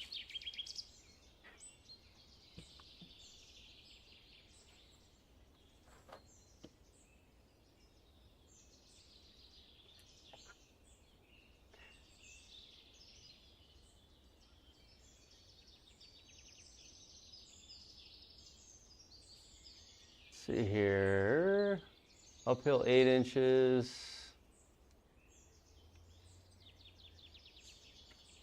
Is that too much? I don't think so. All right, 25 feet, uphill 8.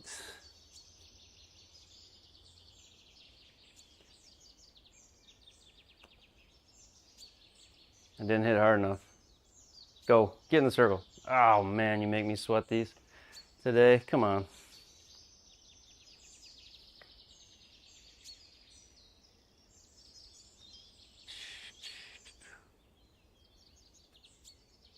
Play the second round. Missed a lot of greens, yeah. The tree hole, that's next hole. Next hole is the tree hole. What size did you go with? Oh, the PGA Tour sign, yeah. I'm gonna have to check out this Rolex thing you got going. Whatever it is.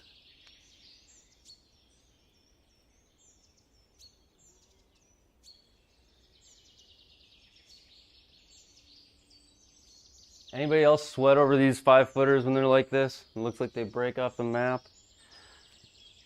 All right, 5 feet.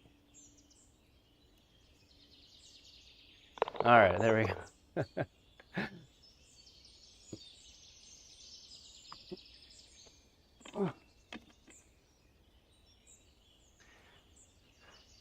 I wish I would have paid more attention the last time I played it. I don't know if I actually could clear this tree or not with, oh, the wind's with me. This could be good.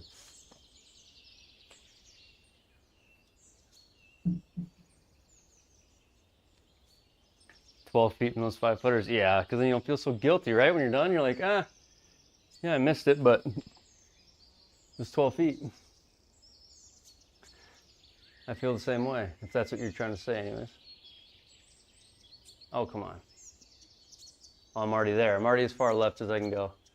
Okay, 196, but the wind is helping me, so I think I can get a 196, 186. I think I can get a, yeah, I should be able to get a 6 there, easy. 7, maybe? Nah. 10 miles an hour. I guess I'm, can I clear that tree with a 6-iron? What do you think? Feels like it's right in front of me. Okay. We're gonna try to. I don't know. If it hits the tree, I guess it hits the tree. 6-iron.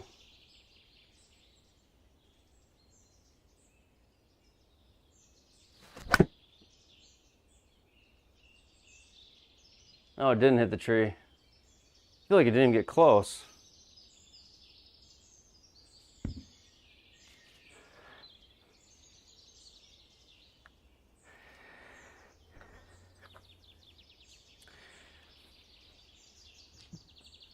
All right. Short side is the name of the game tonight.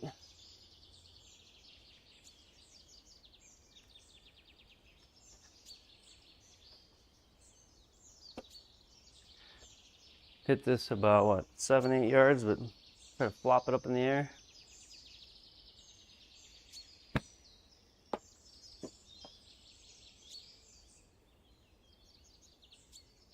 Ah, that's how it always goes, right? You hit it perfect and it doesn't read it.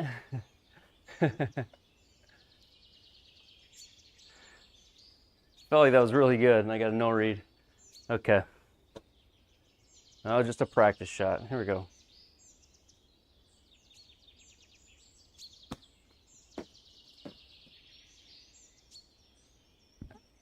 Golly. Not bad. I guess that was close to being good. Oh. This hole has been hard on me. And now I've got one of these little chips that... I wonder if I can putt this. I don't know if you can.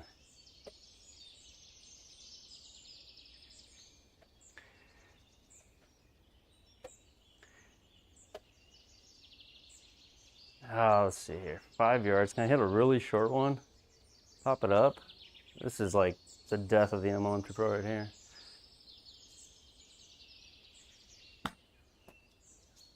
That was about as short as I could hit it. It just, come on.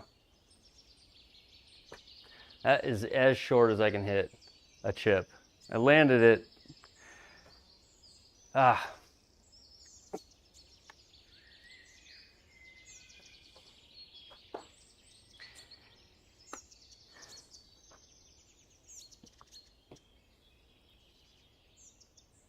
A DI of the Rolex clock? Oh, yeah, I'll have to check that out. That sounds pretty cool.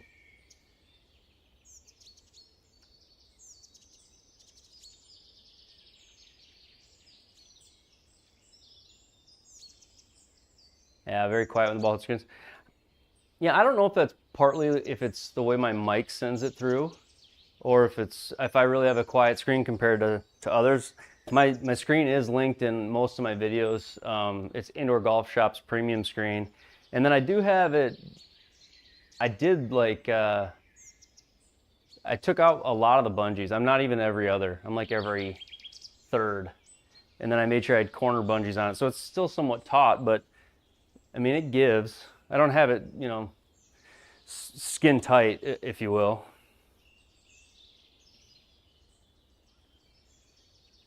Then I also think just the way the room's built, the echo and stuff. So like the way I built the walls with alternate studs, the insulation I put in, the foam underneath this floor. Like I insulated everything, even the shelves, just to give like density and mass to the room. So I do think the sound like absorbs a little bit better in this room.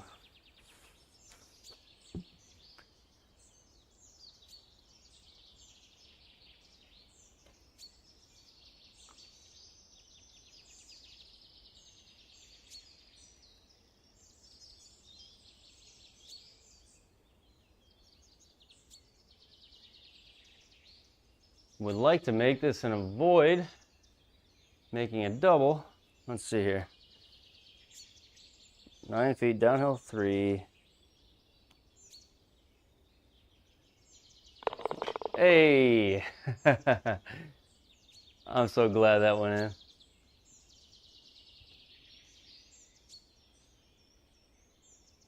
Oh, right on. I've never been to San Jose. I'd love to. Actually, never been to California. So, born and raised in South Dakota, still in South Dakota. I have and do travel a lot for work, but I haven't been out to California a lot. I've been to most states, but yeah, I'm right on the like South Dakota, Nebraska border, South Dakota, Nebraska, Iowa border. Our courses up here are not hilly, so like I get elevation changes, and sometimes that's like tricky for me to judge distance, but play a lot of like flat prairie links style golf up here in South Dakota. 157 down at 4, 153. Last hole of the 2-day. Let's see here. 10 miles in. I'd love to get a birdie and finish even today on this second round. 153, 1.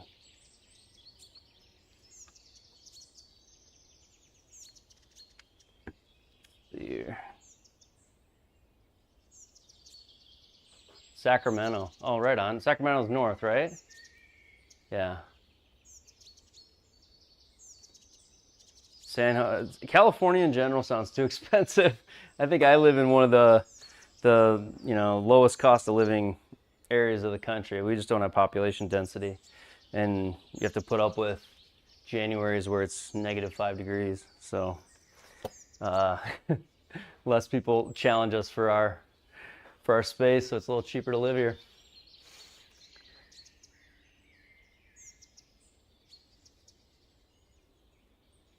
We're gonna go with that.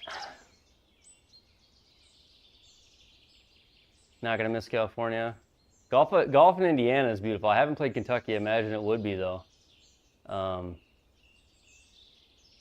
Just bummed not year round. Yeah, I can imagine. I actually have no idea what that's like. What's crazy is like when fall comes around up here in the Midwest, I do catch myself saying like I'm good on golf for the year, and then I miss it like a month later. But it's more the weather just gets so unbearable that you're ready to be done.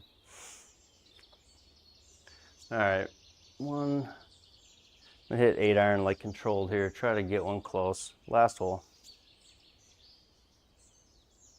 I pulled it. That's in the parking lot, guys. Don't hit the path. Okay, hit the path.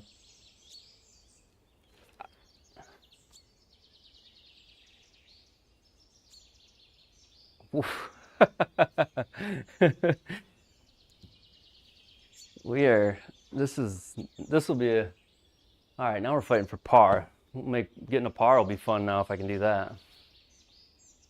Par's the new birdie. Uphill 9 feet. A par here would be incredible, especially with this, the rough's gonna remove all the spin, so. 34.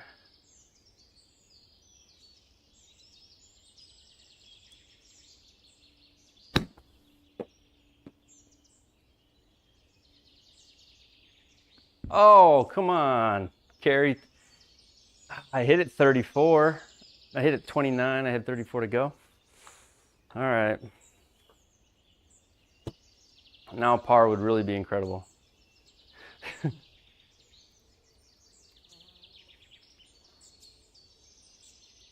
Went to the Badlands, Mount Rushmore last year. I did too. I actually went out to Mount Rushmore last year. We've probably been more than a lot of people because it's about a 5-hour drive for me west. Wild Drug, yeah. There's wild drug signs like all over the country. That place is something else. But Badlands is just a sight to see, and Mount Rushmore is pretty cool. I was out there in June last year. We always go to Sylvan Lake. It's a really cool place out by Mount Rushmore. All right, 11 yards.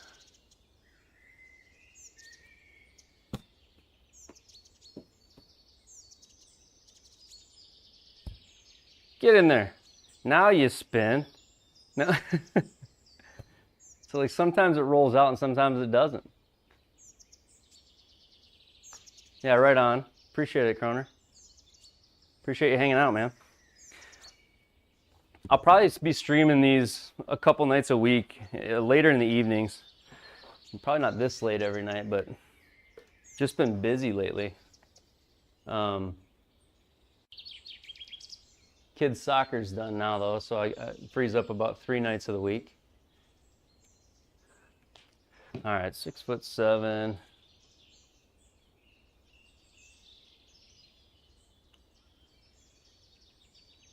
There we go. At least we didn't end on a double.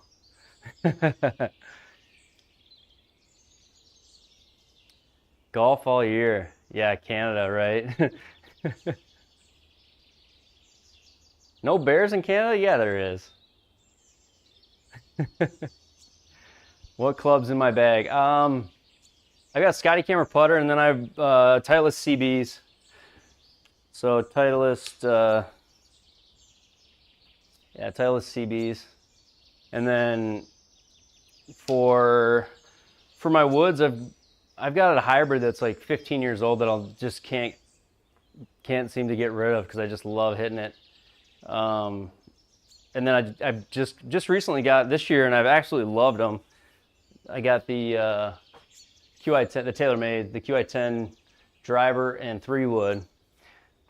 And outdoors, this thing is like my favorite club. Indoors, it seems like I just overspin it. I don't know if it's the spin axis issues with the Rapsodo or if it's, you know, just the way I'm swinging indoors, just my comfortability indoors or what. But I just seem like I just have the most erratic shots sometimes on the indoor, and it's sometimes frustrating, I guess. I don't know.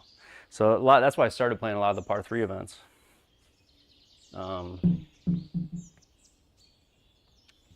It just became, I don't know, difficult having that happen. Let's see here.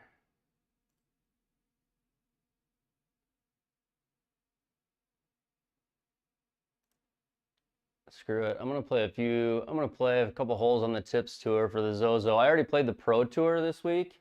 The Tips Tour to me is just like, when these guys shoot these scores, it's so impressive to me, and I don't know if my launch monitor will help with how difficult it is.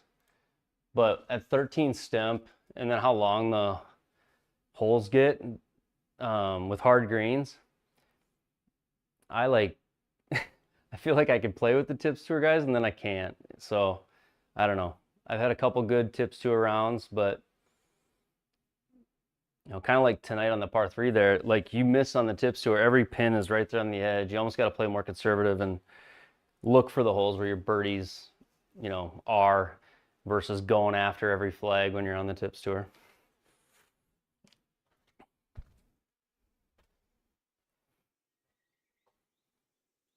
Try putting an aluminum dot on the ball for the Doppler while driving. Have I? I haven't. Is that something people are doing? I've got the MLM2 Pro. I do keep separate for the MLM2 Pro. I do keep separate, like, only golf balls for driving, because I don't know if you can tell, but if you have one or if you've seen before, when you hit these with the wedges, I don't know if you can see that or not, but when you hit these with wedges, these dots, one or two of them will come off, and I'm sort of convinced that when it spins, if a dot doesn't read, it's going to read a crazy spin axis. So I have gotten to where I only hit brand new balls with the driver. I don't touch them with wedges.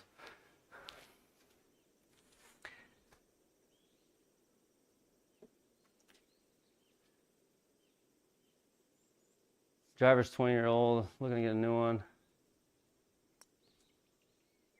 I think I might go to Costco, but I love the Cali Smoke. Yeah, well, they've gotten so expensive. I've got a friend of mine's in the golf industry, and so I'm fortunate that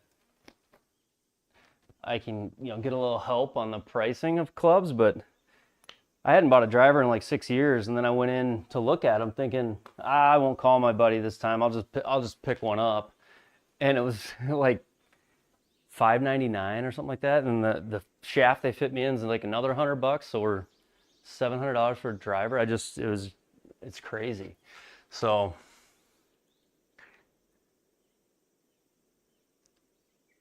all right, so Tips Tour, I think the Zozo is what this is. So first hole, 413. First driver swing of the night. We'll see how this goes.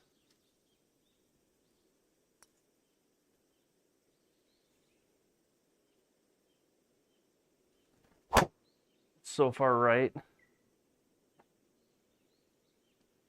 Not that far, but it's just far enough it's in trouble though.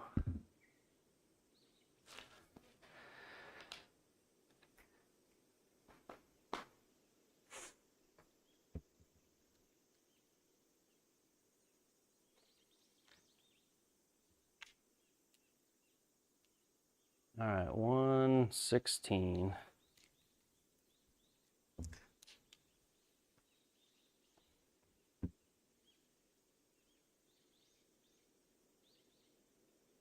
Set these out of order and now I can't find them. All right. That doesn't work.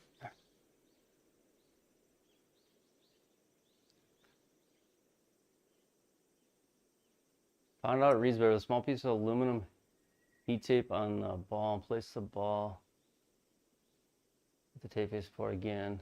Oh, you're on the Garmin. Yeah, but yours reads the RCT balls, which I don't think the MLM2 Pro does. So yours will read that because even the, right, you can play RCTs. So that reflection helps figure out the spin, maybe. I'm not sure how that works on the Garmin.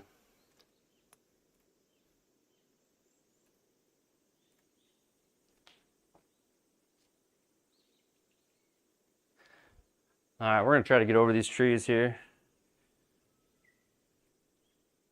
116, into the wind, 10 miles an hour.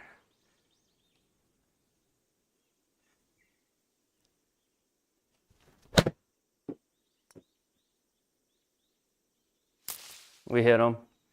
Get in the bunker, maybe.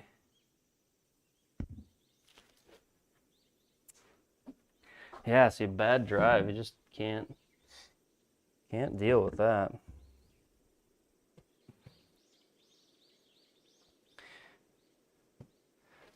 All right, 25.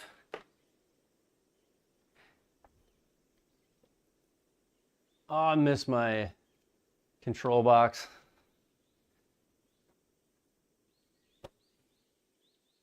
All right, 25 yards.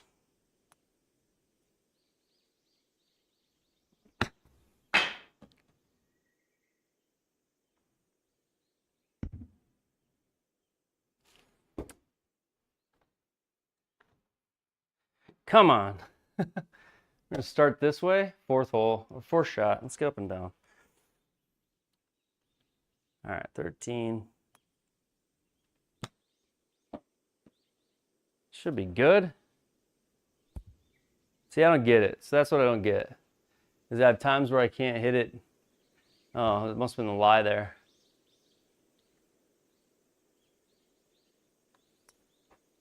I'm excited to get some good stuff. PGA. Yeah, I would love to go to the PGA show. That would be awesome.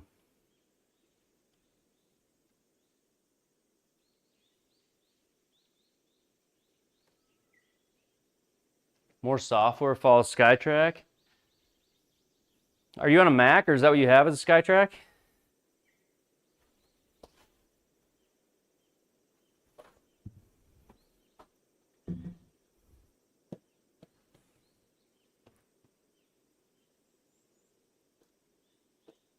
That doesn't work. Okay, 16 feet uphill, 4 inches, so 20 feet. But Stimp is 13, so they end up being like lightning fast.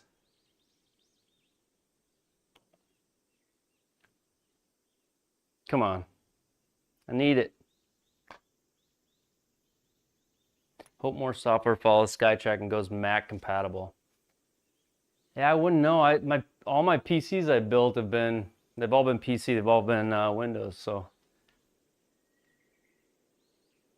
GSPro is not Mac, right? I mean, but there's guys I think that run it on them. How do they do that?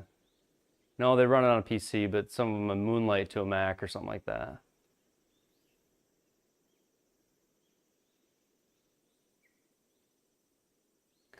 I mean, you can build a PC pretty reasonably and use it just for GSPro, like you're saying.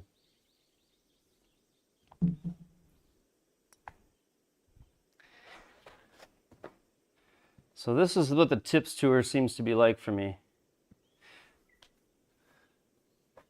End up making a double here and there. I don't like that too much.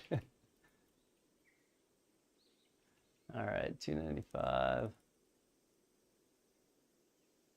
But again, it's mainly due to like just not being able to drive the ball very accurately in the sim. You put yourself in bad spots and then the tips tour, you're 200 yards out on your second shots. You're not going to score very well. All right, 377.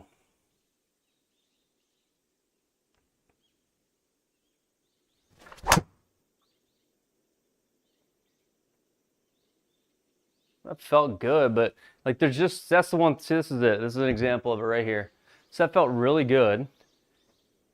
And it's reading 1100 spin. I don't think it's possible. that I only have 1100 spins. So then the ball doesn't fly and I get data like a 267 carry. But like that felt really good. 164 miles an hour ball speed and I'm getting 1100 spins. So I feel like the only thing the downside on my MLM2 Pro is speed or spin readings on drivers and spin reading or just overall readings on short chips. So like the really high speed stuff and the really low speed stuff is where I feel like it gets me the most. Yeah, just an Apple guy. Yeah, I know. It's we have both in the house. Wife's a photographer. She's an Apple person. I kind of do both, but for work I'm on PC. So, and then all the PCs I've built over the years have been PC. So that's kind of where I'm at. But we do have both. We have both, and then all of our phones are Apple. So it can make sense even that way too sometimes. All right, 103, wind with us.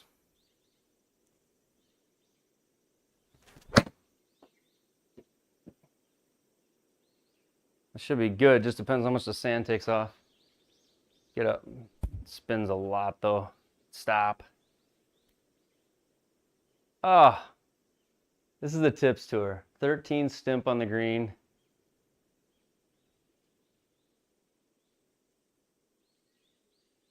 Yeah, I don't have any balls that like look like a drop kick when I hit them, you know, on the range, on my target line, like flush, like that driver felt flush.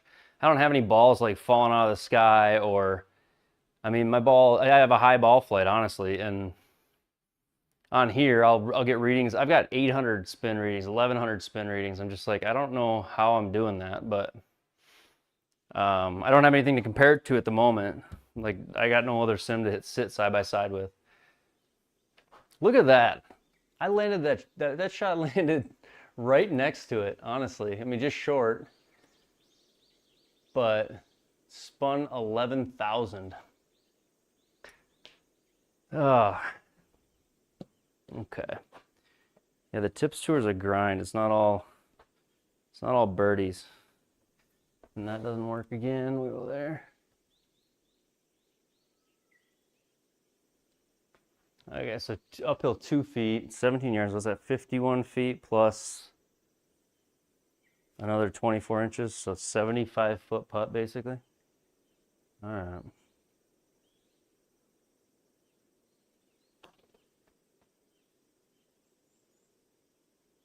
Get up there. That was good. We take pars on the tips tour.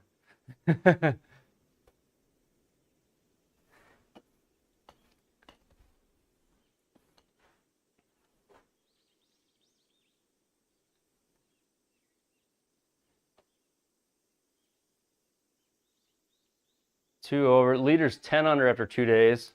So yeah, this is a tougher event. Some of these guys on the tips tours will shoot a lot lower than that.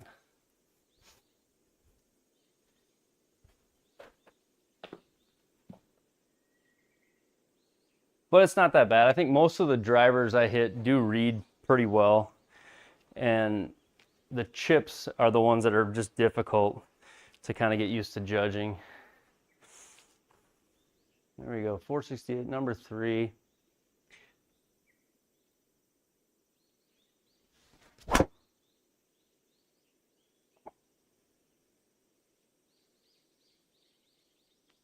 That's spun normal, but just started a little right.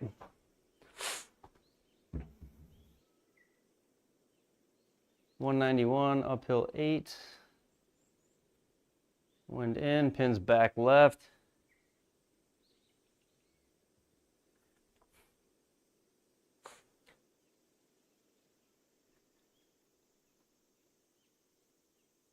Didn't you guys play on the SGT or no? Spin should be 2K. Yeah, I need to upgrade my monitor.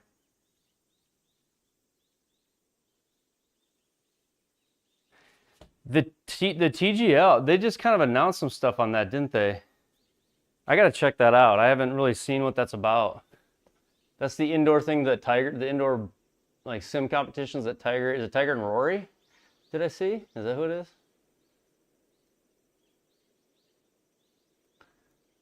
think it is Tiger and Rory. I thought that's what I saw. If it was on an ad or what it was on.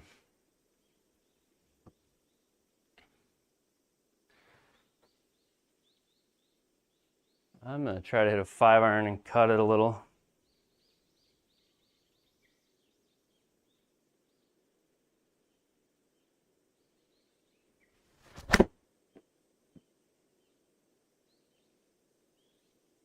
That should be pretty darn good if it goes. There we go. Honestly, really good from where I was at.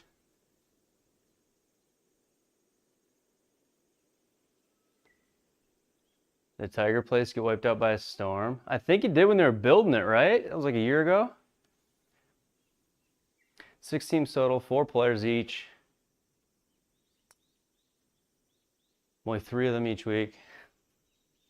So will that be off season of the PGA Tour or what? Just like wintertime PGA Tour, or just something they're doing on the side, or?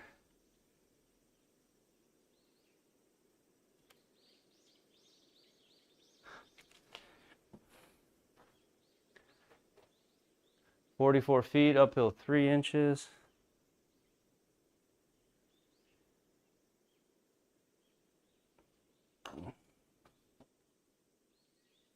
Hit going. Come on. Oh! What in the world?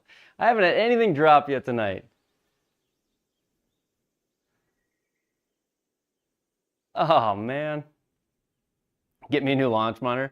Yeah, maybe Square will get me one, or maybe Garmin will send me an R10. I don't know. Those bigger companies, I don't know how, if they would ever, that's kind of you to say though. I would love for that to happen, but I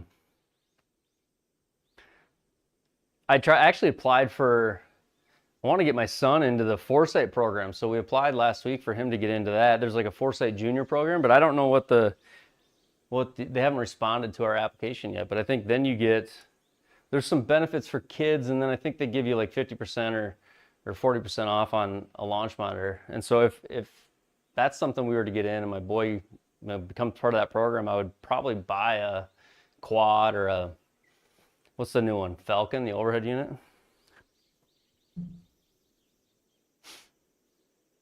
I gotta be like, that's kind of how I do things around here. It seems like lately I get things past a little bit better if I have my son involved, you know, like, hey, we need the launch monitor, not just dad needs it. All right, 245. I don't know if I need hybrid or not, but we'll try hybrid. Could be 4-iron, could be enough. Yeah, we'll try this.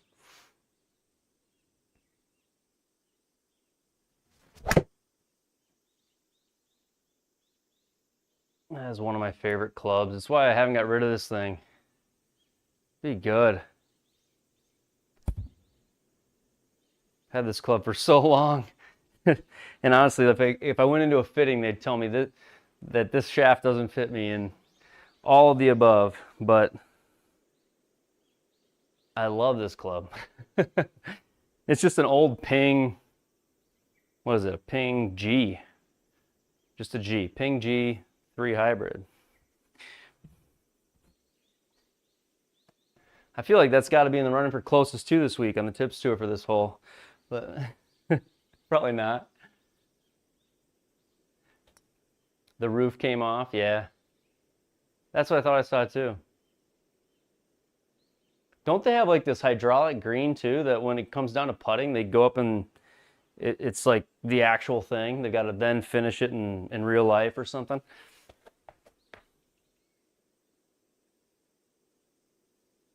Oh, I'm with you. I am full mental.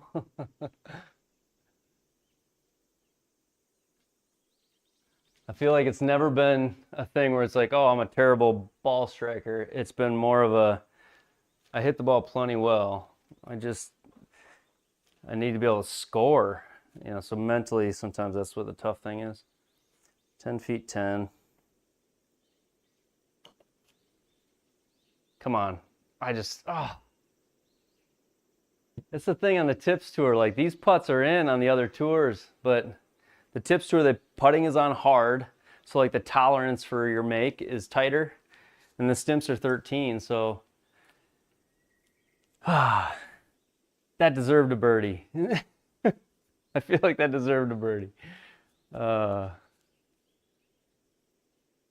daughter wants to start next year. It's the best. I love that my kids are getting into it. And I was like, my boy's 11. I was like, for a while just disappointed. I'm like, are you gonna, you know, I try to get him to the course. I try, and it was like, seemed like the second I gave up, one day I came home from work and he's just, hey, I'm headed to the course. I'm like, what do you mean? I'm like, okay, great. And it kind of became his thing. And now I feel like it's kind of grabbed him. I think he's gonna be obsessed, which is fun to watch. 639 on this one. 639. So even if I do absolutely crush one, this is a long hole. All right, 301. 639.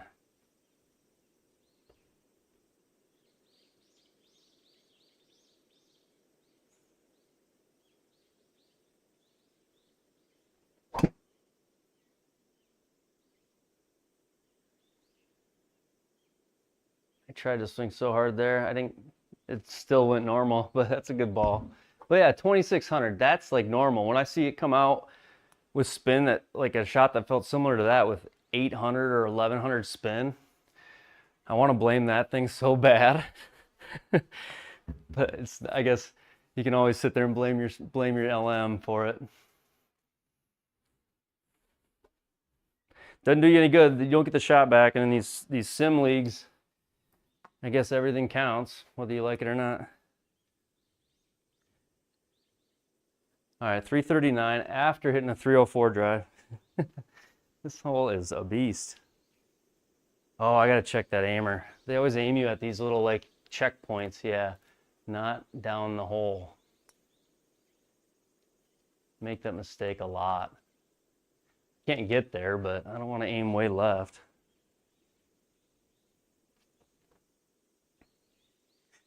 Three wood.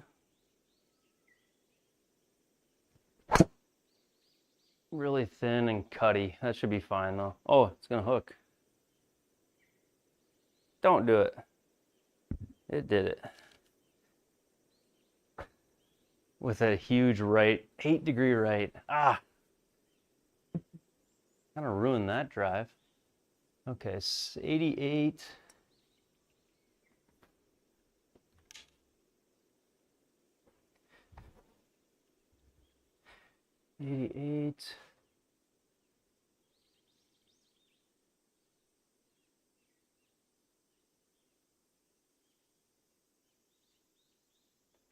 Yeah, it's so enjoyable, and with how expensive kind of golf is, like the cost of going to a range to improve, you know, a driving range, you know, you can get driving range pass, but then even the time to get out there and hit, and then you're hitting limited flight range balls where you can actually be hitting somewhat close to your real ball in the sim. I don't know, it's just, and then for me, it's a lot healthier than, you know, Saturday night out or something like that. Watch the World Series in here tonight and played a little golf. 88. It should shoot right off of this lie. Try to get lucky here. Hit that like 100. We'll see what it ends up. I think the line's okay. Oh, there we go. Come on. Spin. All right. Okay, still in this shot for a birdie. Are you gonna build out sim? You gonna build out like a sim shed? You got a room in your house? What are you planning for?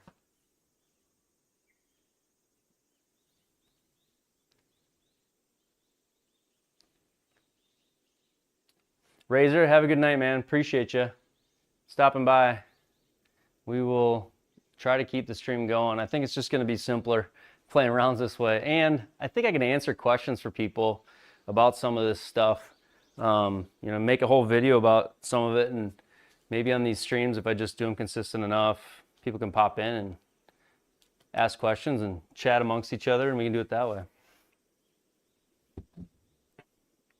All right, let's see if we can make a birdie here.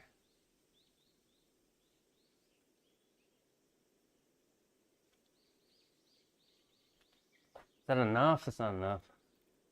I need to start, I don't know if it's legal to crowdsource my aim. People in the chat going, more left, more right. Okay, uphill 2 inches, 15 feet. Come on, I need a birdie here.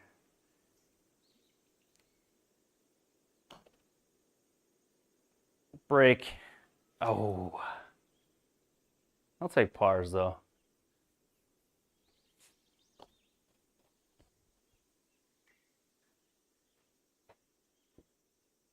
Hey, appreciate it, D. Stewart. Building loft 60. Oh, that's right. You're building a loft. Yep. Ceiling's 9 feet. I think 9 is enough, isn't it? Well, yeah. Some people it won't be. Obviously, if you get some taller guys. So I've seen guys cut out, kind of raise the ceiling, even just in like a box above where the backswing goes. They might go between two studs or rafters if they have the ability to. What is going on here? They got trees in my way.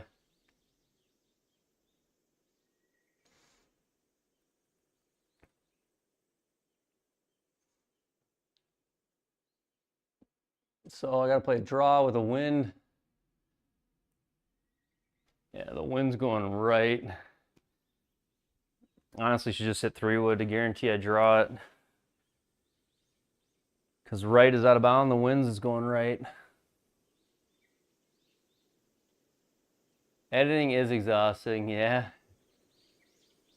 Yeah, it can be, and it can be hard to get your idea kind of made concise enough and hit all the proper points for people. You try to, but there's some things that are second nature to you that you skip over what would be a step to them, or, So yeah, it is hard to get a video made and make it good.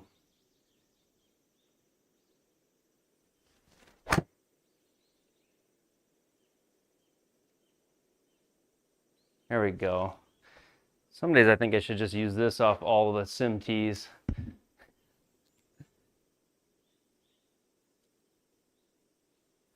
I thought about that, not sure. Yeah, cross that bridge if you need it, yeah. Yeah, I have 12-foot ceilings in here, so it's just like, this space is just perfect for it. Kind of got lucky. When we bought the house, the guy actually had a net up here and he was just hitting. And I remember when I saw that, I'm like, gosh, that could be a sim someday. Not really thinking I actually would ever get to do it, but it worked out perfect. Last year, I was like, I'm going to build an office in the garage. We're moving a kid into my home office, and I started building it, and wife comes out and she's like, what are you doing there? And I'm like, I think I'm going to put a sim in here too. And, yeah, it's the best thing I've ever done, I think. And the kids enjoy it. Family and friends come over and play, and then they got the sim golf tour. I just love having some sort of competition, even if it's the sim league. And I've actually found a lot of enjoyment playing in the sim league. All right, 103. A lot of wind helping me here though, so it's a little sandwich maybe.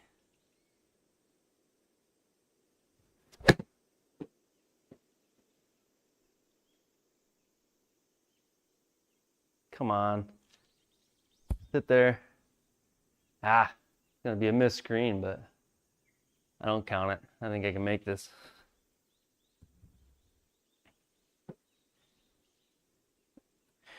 Oh, that's not working. Let's go here.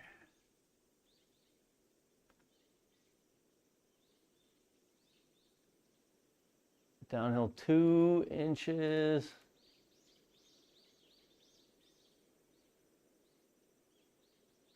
I don't know, I feel like this breaks a lot. 15 feet, downhill 2.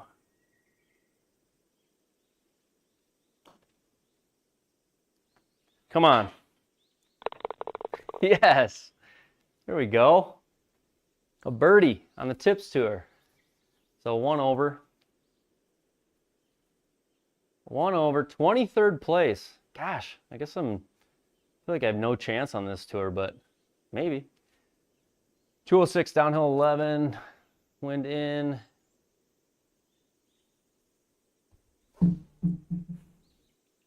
This is like a 4-iron for me, probably.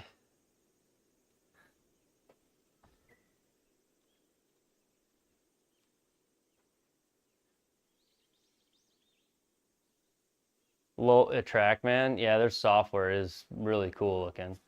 They're just based around that, well, originally they're based around that radar system, so I think they just require more room. That's the problem I would have with a TrackMan, not only the price, but I feel like you need a huge space. They did come over with what, an overhead unit? But 206. I have 4-iron just because the wind's in.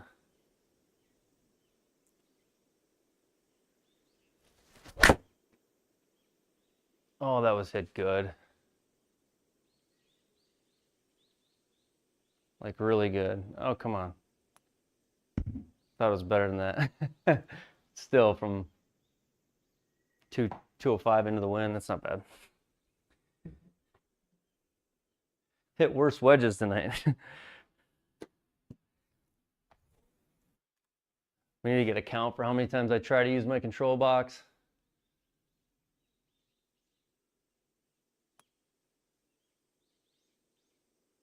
Yeah, GSPro, I mean,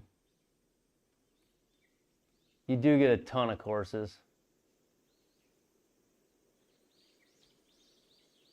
Getting late in Connecticut. Yeah, for sure, Bogies. It's thanks for stopping in. We should play sometime. It'd be fun. Break 16 out of 50. I think it'd be fun to do like a could do like a break 40 on a par 3 course or something like that. I mean, if you played in a scramble, we're gonna have 2 putts at everything. So I don't know. There could be some different ways to do it too.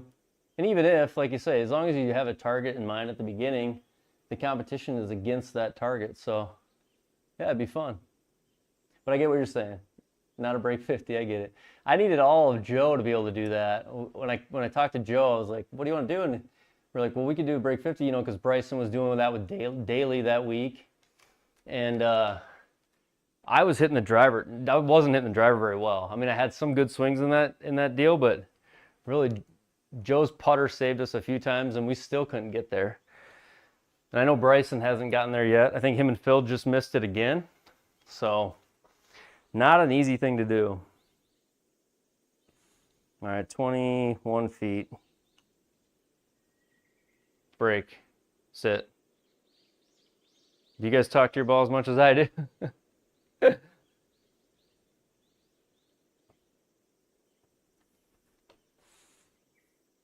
Sit, go, stop. I'm like Jordan Spieth when it comes to talking to my golf ball in the sim. Oh, that was so tough. So this is a tips tour for you, for me. Like, I have a shot at birdie, but it's so much more important just to get yourself in that circle, because you end up with 6-footers like this with the putting setting on hard that you got to hit perfect. Come on. No.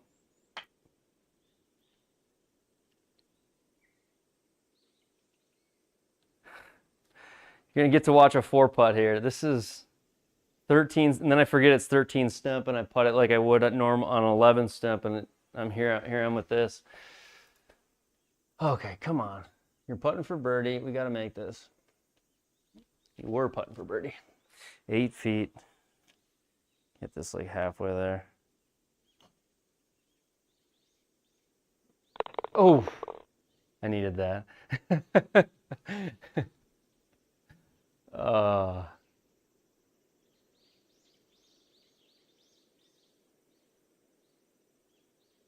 Yeah, Yeah, Bryson hasn't done it. So, so close. I mean, it's kind of a crazy, it'd be a crazy thing to do. I mean, to actually accomplish it, it'd be a hell of a round.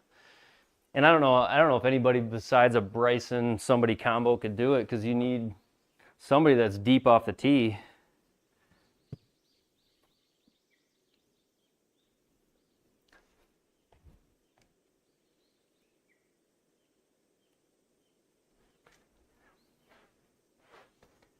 All right, par 5. I'd like to get a birdie here.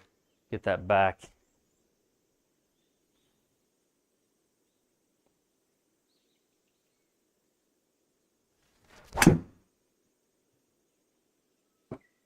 Oh, that's what it felt like too. I was like, felt left.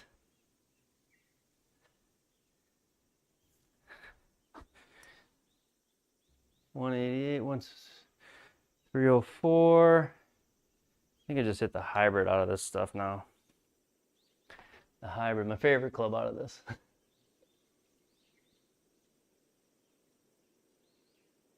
Yeah, they did, because they did a scramble, right? Bob Does Sports. Those guys are fun to watch. That's such like a chill atmosphere, like little comedic relief. Kind of funny. They're more like us normal guys than they are like the professionals. So yeah, they were close.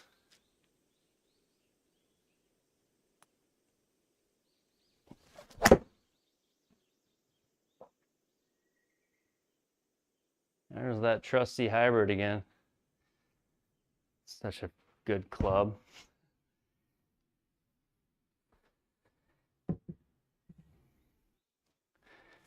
$110. Wish I could play music on streams. I don't know if I can. I would love to be able to do it. Have a little bit of tunes going, but 110.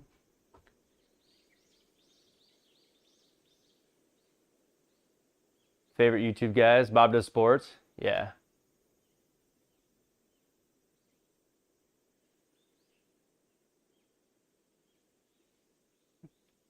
Yeah, I don't think they are as relatable. I would agree. Yeah. I do like the Bob Does Sports stuff. A little bit of Jersey Jerry playing golf every now and then is pretty fun to watch too.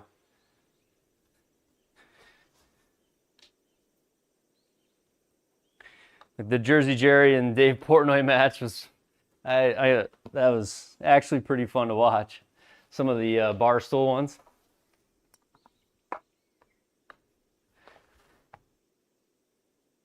Just more normal guy golf. I mean, nothing.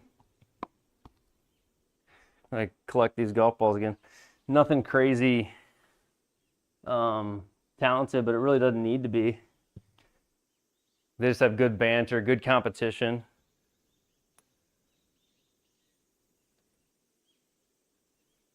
Brian Bros. Do I know Brian Bros? I might have to check that out. Brian Bros. All right, 110. Wind in. This should be like 90% gap wedge here. That just hooked the junk out of that, I think. Maybe not too bad. Just sit there. All right, makeable. We can make that.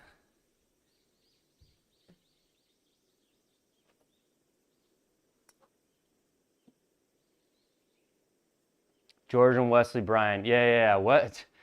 Wesley, isn't he the like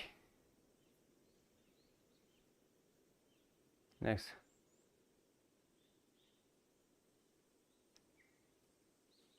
James Robinson here, the next 100 tour. Makes this nice. Wes and George. Wesley. Yeah, Wesley is like phenomenal golfer, isn't he? Or he's on the tour. Which one's the one that those guys play with good?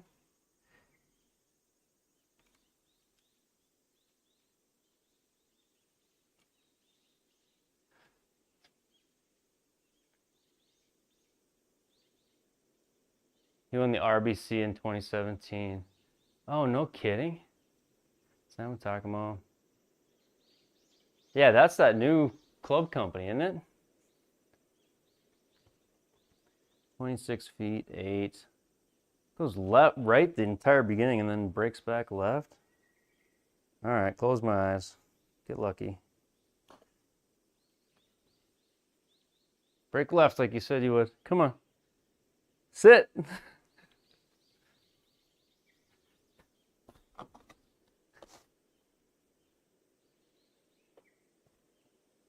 Yeah, Luke Quan. I like Luke Quan too. I actually got a lot of respect for him and his game. Watched him in college.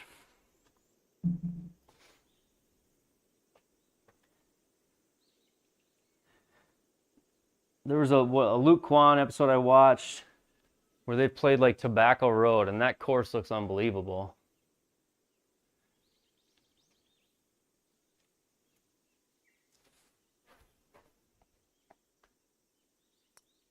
All right, 291, number 9. Come on.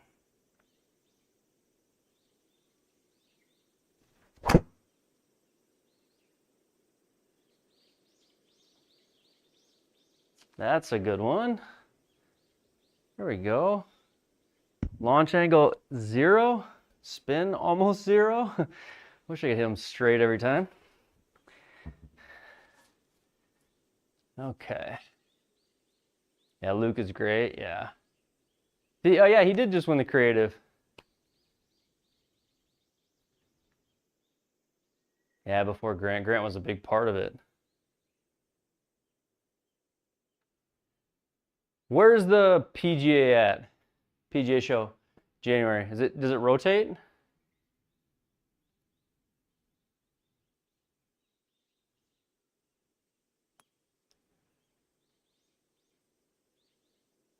$218, downhill 4. Orlando. And it's always there, isn't it? Is that right? I feel like Orlando, I've heard that so many times. Is it hard to get into? Is it just a deal where you pay, or?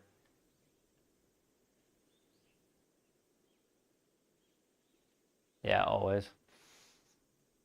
No, I find that too. Like, unless it's the majors where like all the guys are in it competing their butts off for one of the major titles, I definitely don't get as, I don't casually watch it. I casually will throw on the YouTube stuff though with a lot of the creators that go out and play those courses and do the competitions with each other.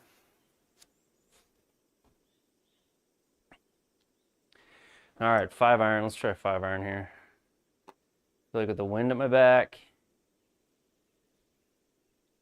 I just don't think you should have 526-yard par 4s.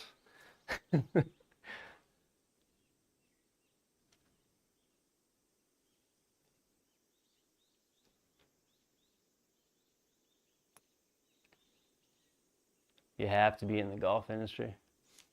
What if my best buddy's like a level 3 books PGA Tour guy, he's a college coach? Could I talk to him about getting him and I a ticket? Is that the kind of people that can get it, or what?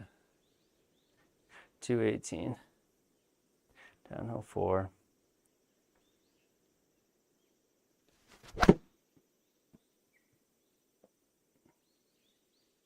I hit that well, but with the wind to the right and that pin on the right edge, I'm going to miss the green. God darn it. This is the difference between the Tips Tour and the Pro Tour. Like, you cannot go for these flags. I gotta... I'd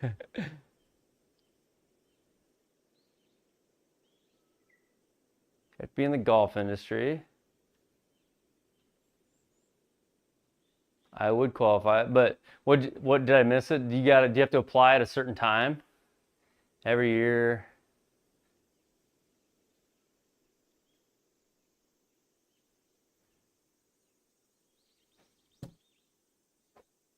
Buy a ticket on the secondhand market or something? Can I overpay somewhere? It would be so cool to go.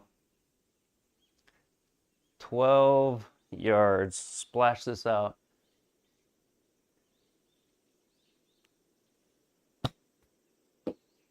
Come on.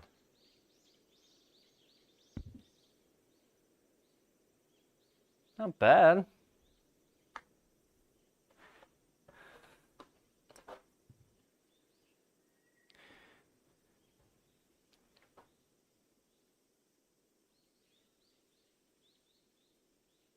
Yes, you apply, yeah.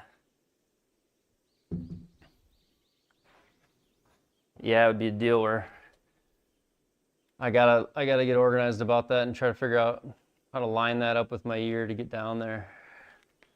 That would be awesome. 7'3", come on.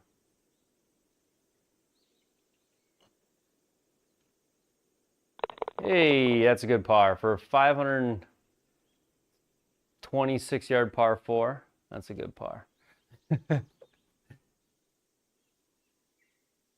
Anything I wish I could do over?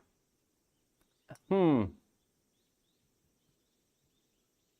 to think. I mean, with my space, I don't know if there's a lot that I can't even honestly think of like something that I would redo at the moment. I think if I had something I wanted to didn't like or wanted to reposition, maybe lighting. So like I built in the screen without building an enclosure, just using the walls, and then I put a shelf up above the screen. So I've got like storage up above, but it also sticks out. And I think one thing I didn't realize is like where your lights sit to light up the room in relation to like your projector and drowning out the picture, all that kind of stuff. One big reason I think for enclosures why they're important is like they put a shade around the screen for the ambient light to keep the screen brighter just as much as they keep the ball in. So I don't know, I've got can lights, but then I put them in. Well, then when I offset one of the projectors, I got a shadow. So I don't know, lighting would be one thing that I didn't think through as well, and ended up redoing. Now I've got like directional lights that just point at this back wall, and I have a brighter projector now, so I don't really need to worry about it as much. But I think lighting is definitely the hardest part of the solution, figuring out how to light it and not drown out the projector. Because like even though a good launch monitor is good, like when you have friends and family over, I feel like having the room lit well is important.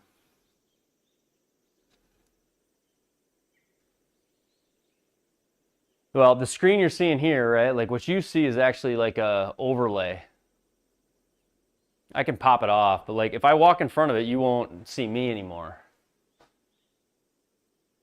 So the screen you see is an overlay, just like my score up top is, and this I have it basically set up for streaming that way. But I do have a really bright. I have a 6,000 lumen projector. It's extremely bright with all the lights on.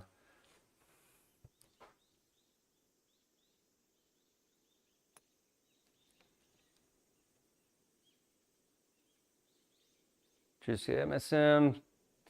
Up with the Rapsodo and considering setting up webcam putting tomorrow. How long do you think it would take to set that up? Yeah, I was like, my eyes are deceiving you. Yeah. Yeah. So webcam putting, I mean, how long did it take to set up? Like, do you have the webcam mounted? You know, have you figured anything out, or are you starting from scratch? I mean, if you're starting from scratch and never like haven't even mounted the camera or figured out where in the room you're gonna put it, because it's obviously got to connect to the computer with a USB cord. Just setting up like the settings of it, you're probably, if you know what you're doing, 30 minutes, 45 minutes. And if you've never done it, you're gonna tinker with it for half a day, and then once you get it set up, you'll never have to mess with it again. So I've helped a lot of people do it. It can be very frustrating for some. You do just want to make sure you have consistent lighting in the room. If you don't have consistent lighting in the room, like getting the color tracking, basically it's tracking the color of the ball on the floor, right? Getting that to like track well, you know, can be difficult or it can be easy. I mean, I think it depends on who does it.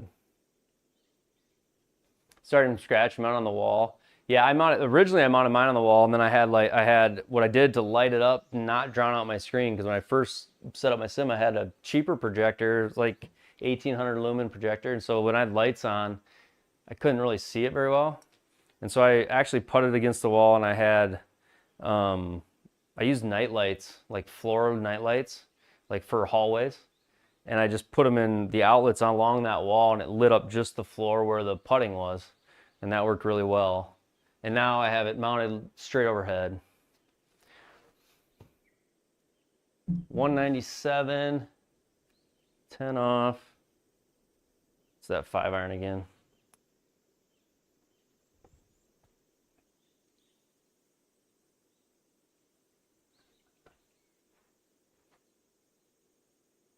Yeah, the 3-way spotlight. Is it a spotlight that's like is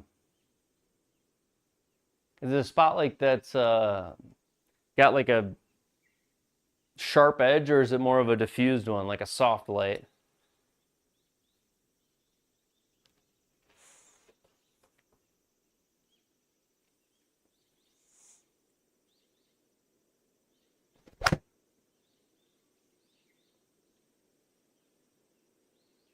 Come on, be good. Sit there. Ah, I love when I hit it well. Don't always, but shit, I 4-putted from here a couple holes ago. Oh, have a drink every time I touch the control box, or what? Looking to get the BenQ 710 ST 4K. Yeah. I mean, it's tough. Diffused, I think, is better, Drewski, for webcam putting, because you want more of an even light along the surface or along the floor. Whereas, like, when you have a hard spotlight, the lighting conditions change drastically as soon as the ball rolls out of that spotlight area. I had mine set up that way for a long time, and you can get it to work that way. It's not that it won't. It's not that it won't work. It's just the settings got to be a little bit more broader. You got to have the ball pick up in really bright light and then pick up when it leaves the spotlight into darker area. So, but it depends. I mean, like some people it takes them it's very quick for them to set up, and others it's not. I mean, I was helping somebody set it up in their garage the other day, and they had windows in their garage, so like the light coming through the windows was somewhat inconsistent, you know, as clouds would go over, whatever. And so we got the settings all dialed in, and then I'm like, hey, your lighting changed completely. He's like, yeah, it's a window, whatever, you know, and because the lighting in the room wasn't that consistent, the color of the ball, like what the camera sees, completely changed. So you just want consistent lighting, and it'll help you set it up a lot better. All right, 18 feet, come on. Get lucky. Oh, another good roll. I'm hanging in there though. Like for the tips tour, if I can shoot around even, you can place pretty high up if you can shoot around even.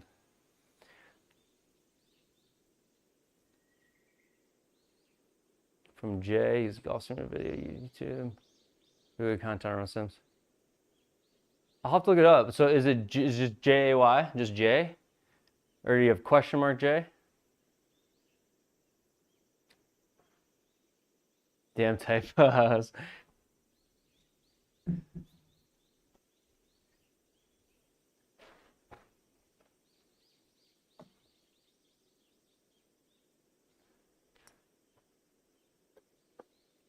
Oh man. I swear I should get electrocuted or shocked every time I touch that box. All right, 294, wind with me. Come on. I still haven't broken 170 ball speed in a tour event either, and I would love to do that. 169 is my highest. The Sim Golf League keeps track of it for you.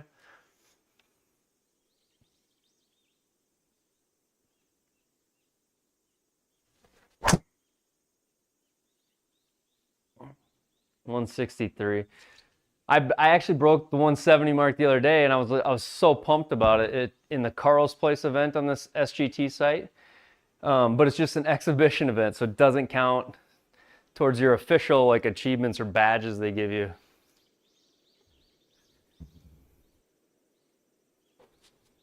Jay Lasco, I have seen that. Yeah, yeah. No, he's got good stuff.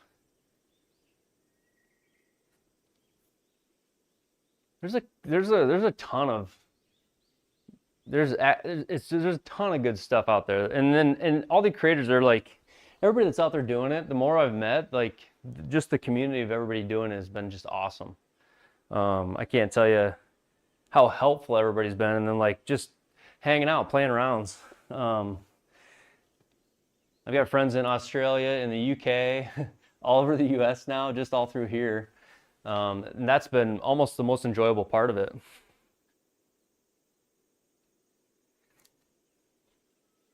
All right, let's hit a 9-iron in there.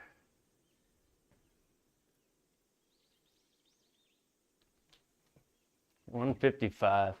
Downhill, wind helping. We're gonna crank a 9-iron at this. Well, actually, the wind, I can just hit it normal.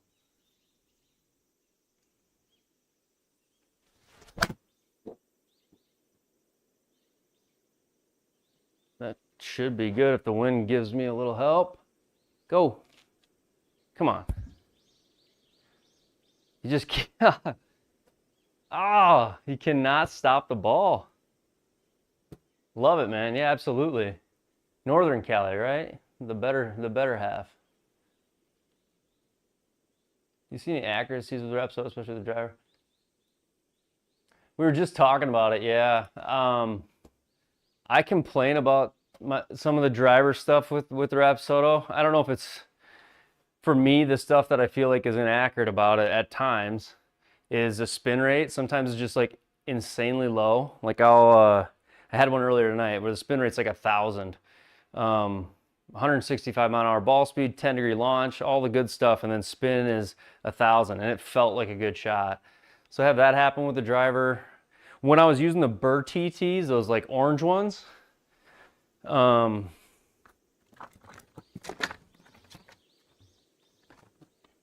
know if I have them. Yeah, these.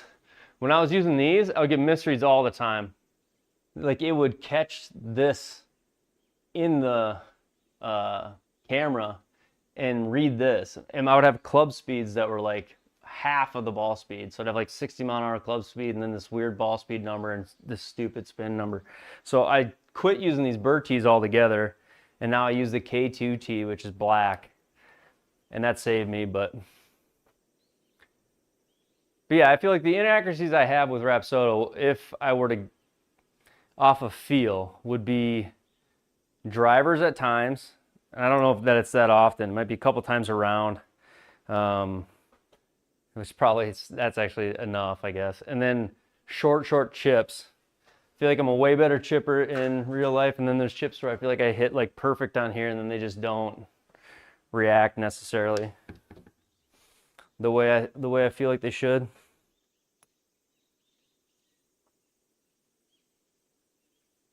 Yeah, those exact tees, the orange ones. If you go back, and it's not a video, honestly, some of the, like my first videos, like you still learn every day how to make a video, and each one is like a total evolution. If I go back and look at them, I can really admit that. But if you look at one of my first videos on YouTube about using the MLM2 Pro on the SGT, I don't know, I'll find out which one it's called, but you don't have to obviously watch the whole thing, but it's like first 3 minutes in, you'll see it, and I'm just like, I couldn't be more frustrated. Let's see here. It would be,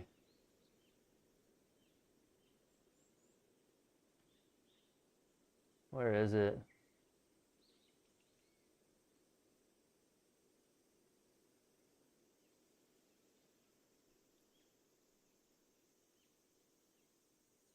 Yeah, so it's actually, it's a weird looking video. It's it doesn't even look like a playthrough. It was like it was when I very first had the connector. If I go to here, let's see here. Is it that one? No, okay, so it's this one here. So this video, it's like, every pregnancy is different. But politicians and I'm so peers tired of voted to politics. make all abortions illegal. Oh gosh, even turn if she's that off. been raped. Or a victim of incest. It should. Oh my goodness gracious.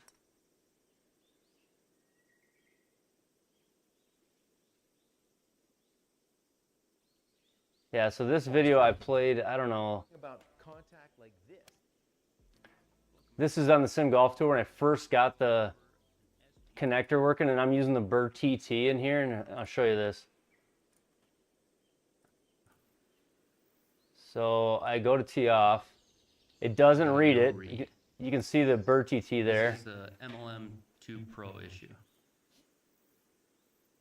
And then it doesn't read, and then it doesn't read. So it doesn't read like 3 times in a row. Not a bad putt. At this point, we're going to take a par. The connector sent it to GSPro. Yeah, so you'll get the point. But if you watch this video, it's like GSPro V32 changes everything Sim Golf Tour. It was one of the first videos I did. I had like 10 no reads in a row. I was working with ETN who was making the connector, and it was just pure frustration. And I eliminated the Burr TTs altogether. I just got rid of using the orange tees, and everything changed. So if you're using the Burr TTs, I'd say get rid of them. I use the K2 tees and I love it. They're a little more expensive, but really all you need is, you don't need the sandbag necessarily if you have something to tie it to. All you need is these like rubber tee packs for the K2 tees.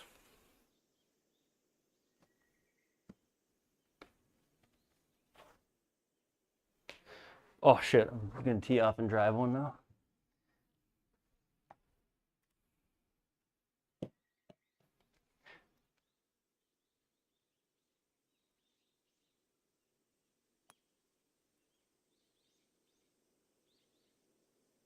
"19 feet uphill, 4. I'd like to make this putt.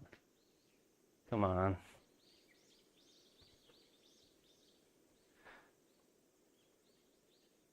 We need a birdie. Let's get one here.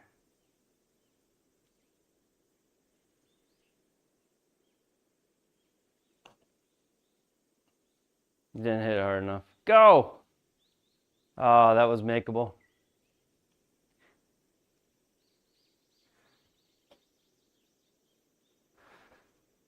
All right, 4'3".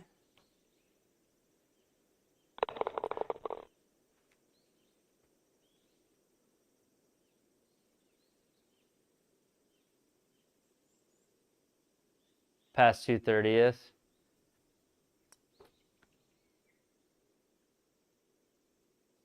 Yeah,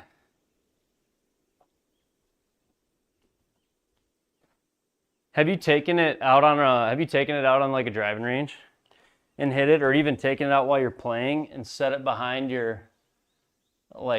behind one of your shots just to see what it reads outdoors? Or even, next time you go play outdoors, if you have the chance to, like bring your Rapsodo ball and play your round with it, and for a hole, or maybe a first couple, or for the tee shot only on some holes, hit some outdoor tee shots with the ball and just see what your speed readings that it gives you are. Don't worry about what it tells you the yardage is.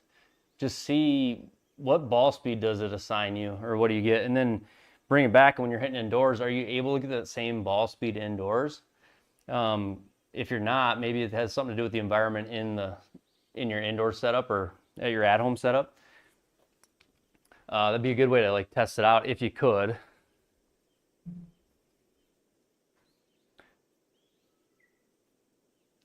You don't get out because you're in college? Yeah, I totally get that.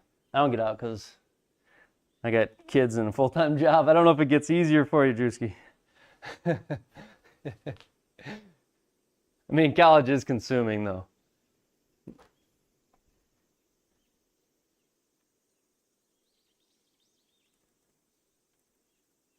I have heard if you do use the Burr tees to get the blue or the black ones, is what I've been told. I haven't tried that, but I do know that the orange ones, and there was just some feedback on one of the sites that was talking about how orange tees were seeming to cause an issue. And as soon as I switched away from that, I about half of my driver issues went away. This is a tight fairway for...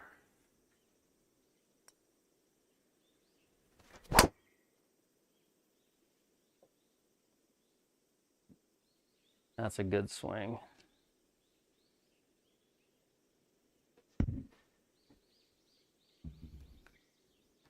.511 par 4. This darn tips tour is no fun. I'm 215 into like everything. That's what's fun about the other tours. It's fun to make birdies. I mean, even when you watch golf on TV, I think you want to see people make birdies, right?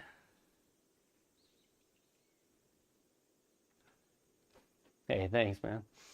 All right, let's see here. 215 uphill. All right, I'll try to get this back there. 4-iron into the wind a little bit. I don't know if this is enough.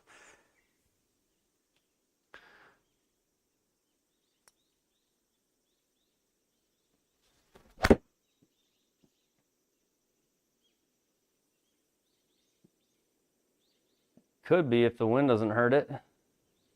Go. That's all right. Swung as hard as I could. I probably could have hit hybrid a little and swung a little lighter. There's just something about it. Like if I'm in between clubs, I seem to do better when I just swing after it.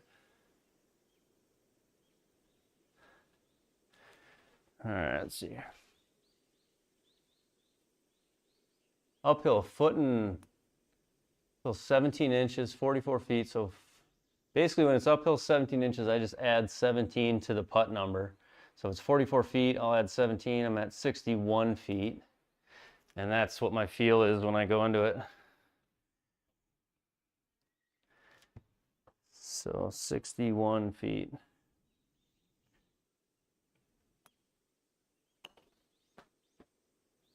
Problem is on 13 stemp sit.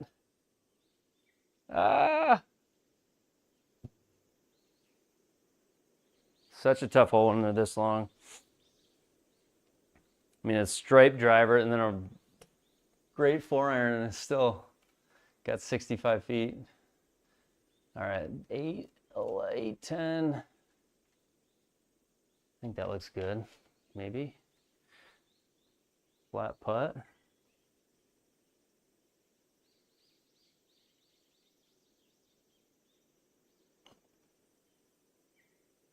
Hey, there we go. That's a good par. I don't care who you are. Final step is to cover the gap between the enclosure and the screen. I'm interested in style. Carl plays flat, but no, I just been paying $200 for them. You know, let's see, how far is the screen from the wall? Yeah, so the screen from the wall, I got 12 inches, actually like 11. I got 11 inches behind it. The outer edges, like when I go into our sim in a box that's at our office, the office that I work at, the sim in the box, they actually, it's carpet. So when you buy like the people that buy the sims in the box, the screens all have like a Velcro, well, not all, but mine does. A lot of them have a Velcro strip sewed in or glued onto the entire perimeter. And when they do those like enclosures in a box, like the one I set up at work, it's just like a however wide a carpet it needs to cover that corner at an angle. And it's like a stiff or rigid, I don't know, high traffic feel of a carpet.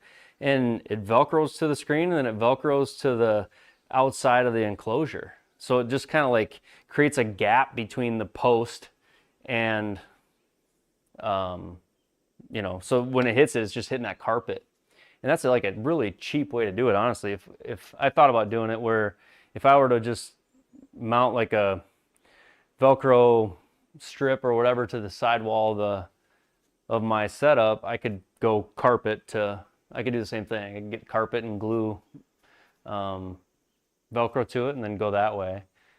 But yeah, they have those pads. A lot of guys are using, they're buying like memory foam, like mattress foam, and then using OSB or plywood, cutting it the same width as memory foam, then using duck canvas, wrapping it, and where they pinch the duck canvas and the back together, they use a rivet tool, and they just put rivets along it, and then they zip tie the rivets to the same places that you've got your bungees tied. There's a lot of cool videos showing that. But the side, like the guards that you buy from Carl's place, I agree. They're so expensive. It's why I didn't. My perimeter, I used the gutter foam. So I've got like the wedge, the black wedge gutter foam that you use to keep leaves out of your gutter. And then what I did was I took a grinder and went down the edge with I used like a straight blade or a straight edge, like a 4-foot, what do you call it, metal ruler, or straight edge, and I laid it on the ground, and then I took my grinder and ran along the edge and cleaned it up because it has this like foam sticking off, and then I cut it using a grinder like to fit perfectly on the bottom. So I just use the gutter foam, and I put zip ties through like the back of it, and it looks really clean and holds up really well. It's cheap to replace it too.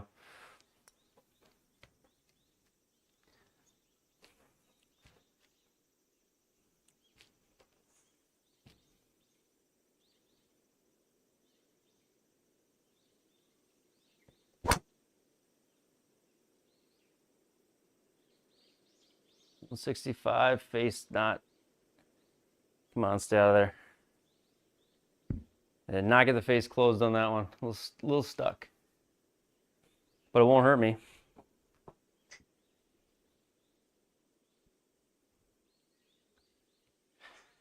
Gosh, the wedges just chew these golf balls up so bad.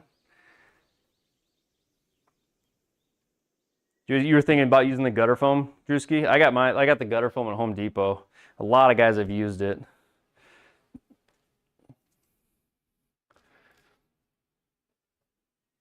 I'm gonna sand wedge here. Wind at my back.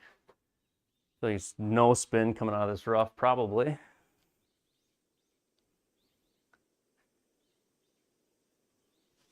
I don't know if I hit it hard enough though. Maybe. I need the wind to blow. That was such a bad choice. Ah! Oh well. We got a pretty good bunker game, I think. Fortunately, not very handy, don't have the tools. Yeah, just buying it. I mean, depending on how you're building out your space, like mine's all built basically structure. Like the top of my enclosure is wood and drywall. The right side of my enclosure is the wall of my home, like it's drywall. The left side, I've just got a curtain that pulls out on a curtain track. So, I mean, I really didn't have to buy the enclosure part because I was building out the space anyway. It didn't make sense to build out the space and then pay for a $3,000 enclosure to sit in it. I just built the room with the enclosure sort of built in.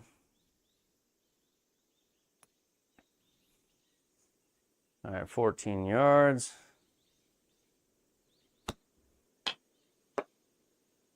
Come on. What in the world is that? What in the world is that? See that negative 20-degree launch angle it just read?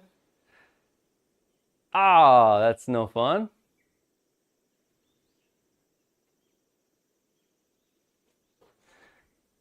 That's not reality. I want that back.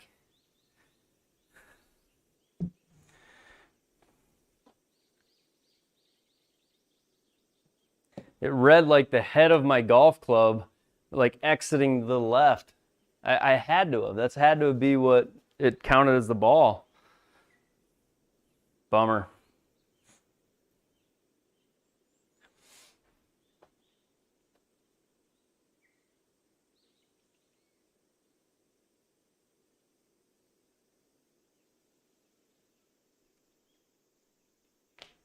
All right, 15 feet 8.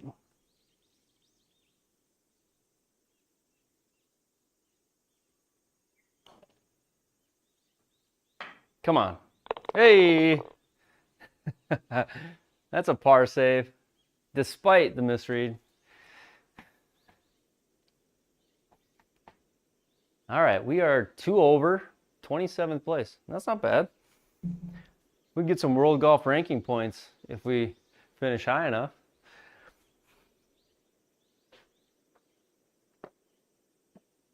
And here we go, 600-yard par 5. This course is just brutal.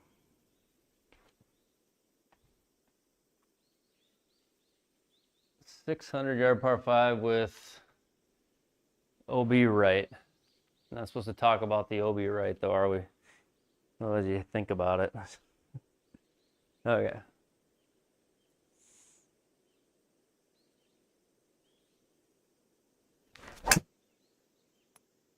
I definitely thought about it.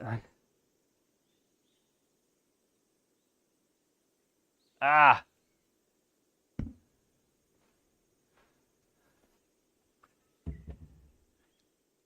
How deep is this? Oh man, I gotta be able to get out.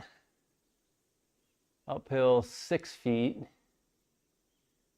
Uphill 6 feet. Do I dare aim that far left or far right and count on drawing it? Oh boy.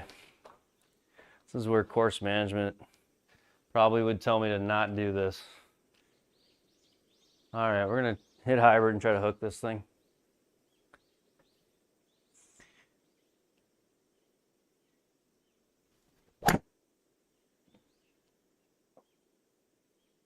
Okay, we did it. Like, I gotta hook it. Okay. Trusty hybrid. Trusty hybrid. All right, 106. 106, pins on that edge. I should learn from past mistakes and not go right at this thing. Put myself pin high right would be better than chipping. Okay. 106.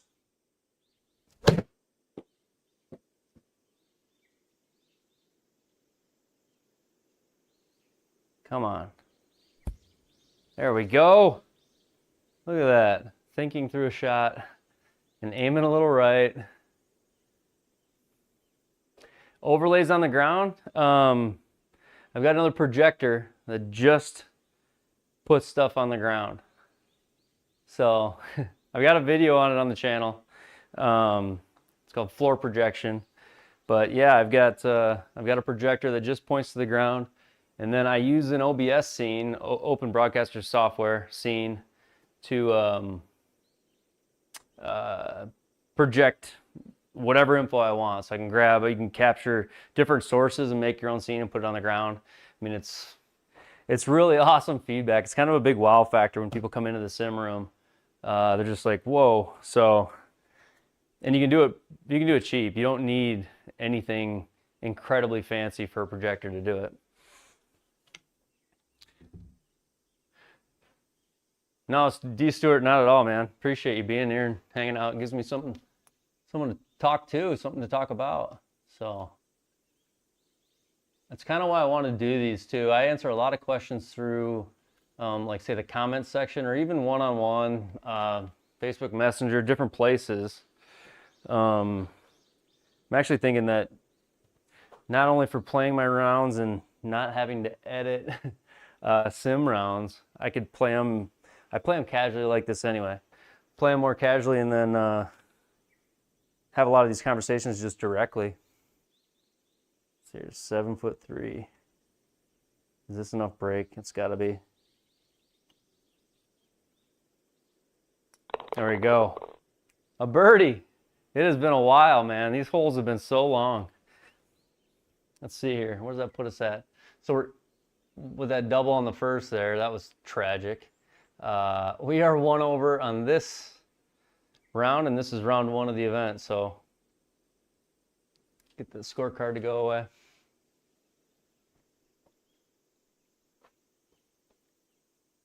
Little watch makes the space look high end. Yeah, it does. I mean, especially when you got a $700 launch monitor. But this is just like, it is. Everybody that's came over and seen this, and I got buddies that have Sims, they just are like, this part blows them away. And it's honestly, it's a $50 projector off a Facebook Marketplace. It's one from the schools. It's actually a long throw projector that the schools were getting rid of. They had a bunch of them. So it's made, the projector I use for floor projection is actually a 2004 projector. It's an NEC. So yeah, you can put whatever you want. You can put logos, highlights. Like I can even change down here I've got some stuff I use for like swing aids. So if I want to go in, I'll show you. This is the floor projection scene.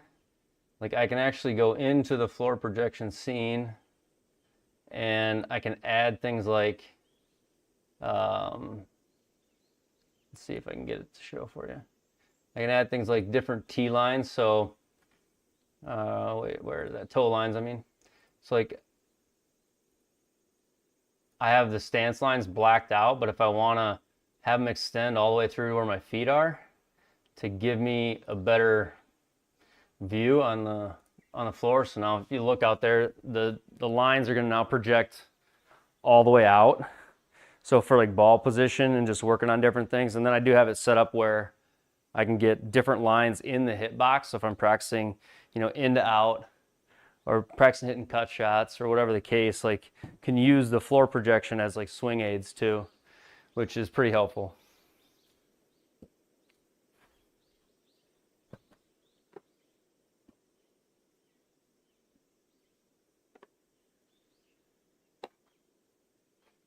All right, another good hole here. Well, 415 is not bad.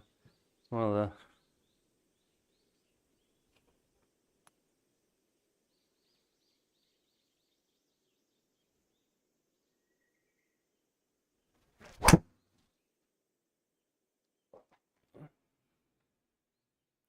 gosh, I found a lot of these bunkers off the tee. I'm not long enough here though.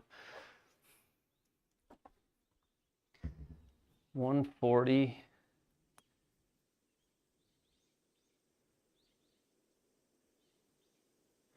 Into me 6. Let's see here. Pretty flat. 9-iron enough? 9-iron enough? I think it is. Depends how much the wind blows. But we don't want to be long, so let's give it a try. 9-iron.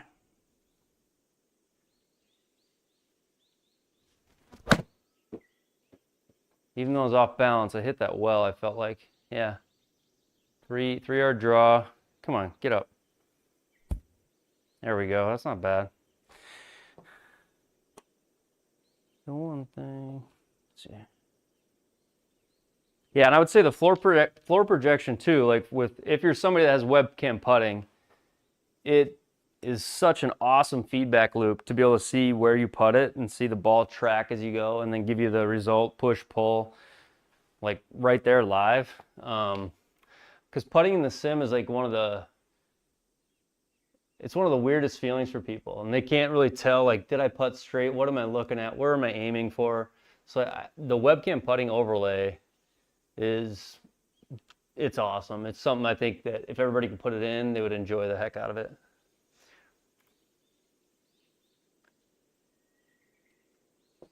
How long have I had my sim? I started building this. I got the Zozo. I got my launch monitor. So like officially had a sim because I just had to renew the membership. Was September of 23. So this year, September was the first full year of me having a sim. So basically a year and a month.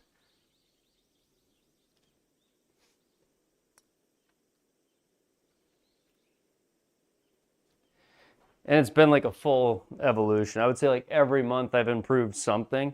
And it feels like it could never end. I don't know. It's like the next thing for me is a launch monitor. So I've like improved, I improved my impact screen. I improved my hitting area. I improved the projector at one point. I added some of the extra stuff, but the next thing is definitely the launch monitor. 21 feet uphill. I hit that too. Oh. See, I pushed it. You can see there the blue line will show up as a push, and it's 1.3 horizontal launch angle to the right. So pushed it 1.3 degrees. So the line there probably wasn't bad, but a bit of a push. All right, 4 feet 8. Just bang this in.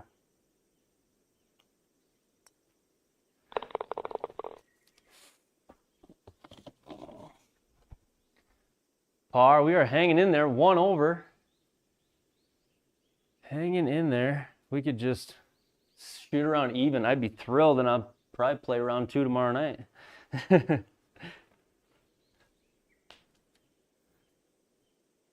Couple hours a day building the room, yeah.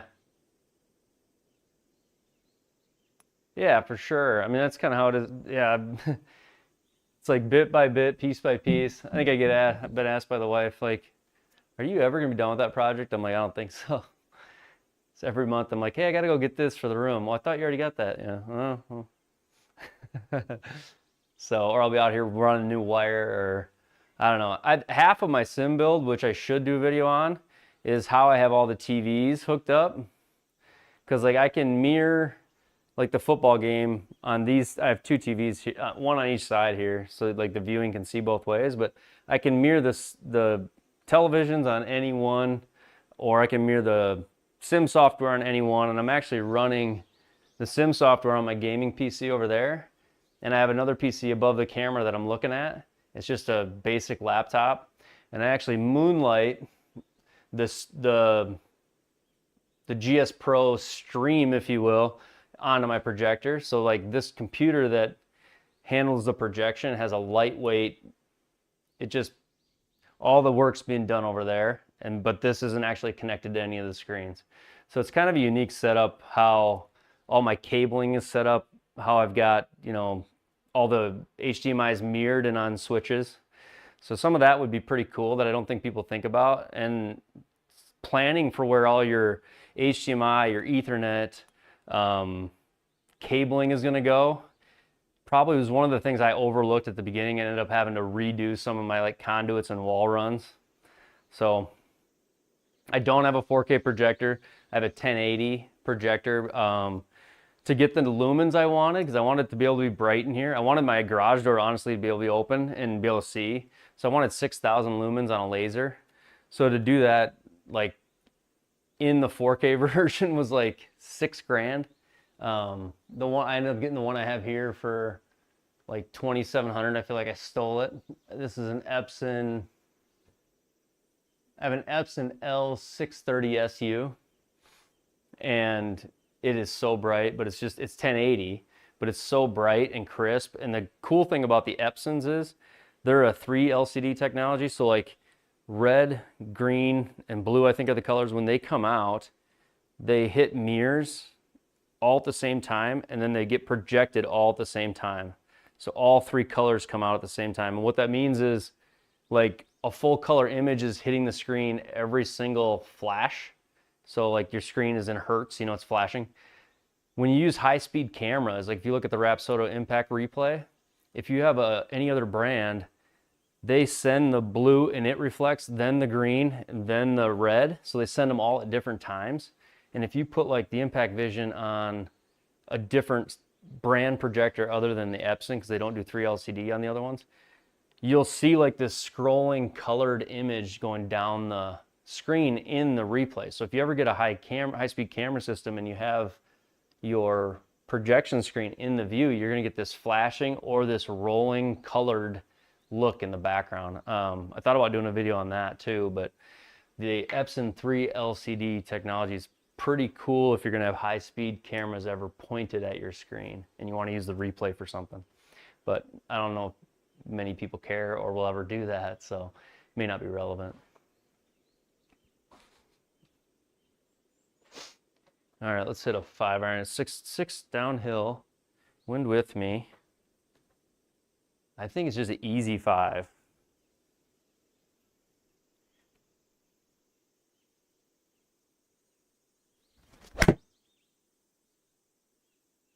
Like I kind of flipped at it, but it might be enough. It's just left. It was enough. Can I putt that? I would love to.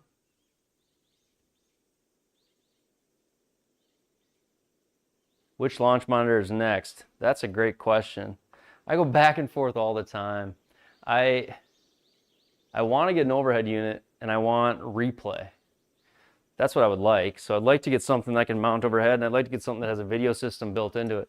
So I don't know if that's the Pro TVXs are newer, but they're reasonably priced. The Unicore IXO2 looks awesome. I'm not giving you an answer either. I'm just listing my guess. It's not very helpful, but the Falcon, the Foresight Falcon would be cool. I mean, I think I'd be grateful to have any of them. But no, I haven't decided what I want yet. I want something with a camera system if I can get it.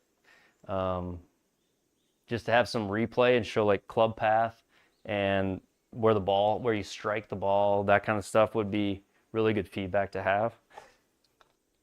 So I don't know. I think the jury's still out, and like if I can wait till the PGA show this year, I don't know if anything new will come out that will like give me any insight into what I should do, but I don't know. Do you have a recommendation? Let's see here, uphill 9 yards and 20 feet. I'm going to try to putt this.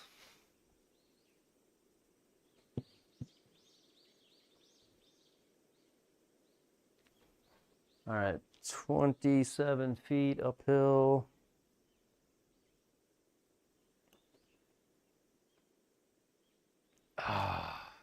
It's just like it gets hung up in that fairway rough. You never know how that's going to react.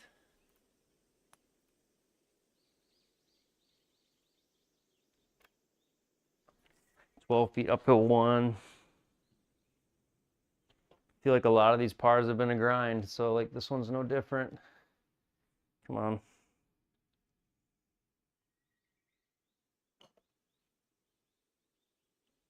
Go in. There we go. That was lucky. I pulled that a little bit, it still went in.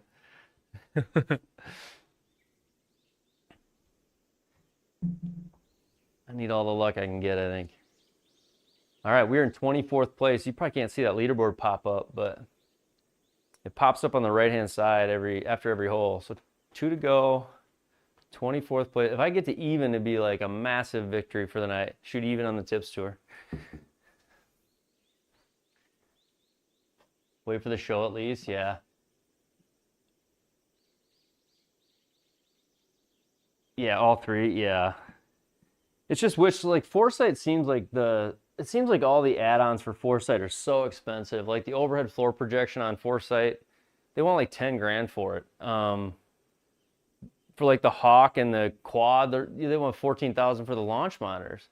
So I don't know. I just feel like, and then their software's got a big yearly fee. So I don't know. All of that's part of it too, because you know all these lower cost monitors are coming out and they're pretty darn good. Honestly, if the Rapsodo like didn't misread on the driver ever and had a chipping improvements, like to me, 2 minor things, I would have no problem having the Rapsodo like forever. I think it's a great launch monitor. So, and it's $700. So with the gap between that and going to, I want to get an IXO, you know, 6-7 grand, whatever they are, is it worth 10 times? Or is someone going to come out with a $2,000 one that's just like bang on everything? So I don't know. I just feel like the cost of launch monitors is dropping rapidly in recent years. So I don't know. I'm tentative to want to spend $15,000, $10,000 on a launch monitor.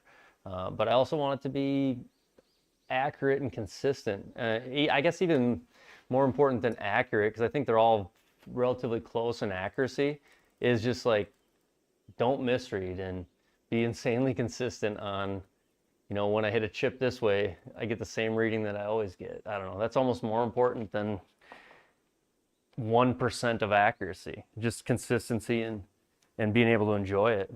Easy to hook up to, easy to play. All right, 354. We're into the wind though. I guess if we could hit that greenside bunker, that'd be a huge drive.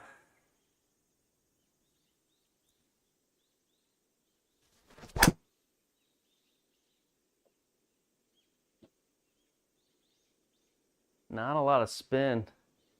It won't fly that far. 166 ball, like high ball speed, just not a lot of spin.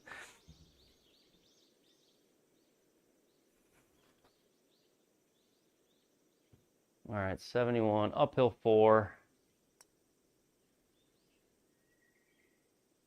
It has voice commands. If you check out, which one are you talking about? So, Wait for the show. Yeah, for sure.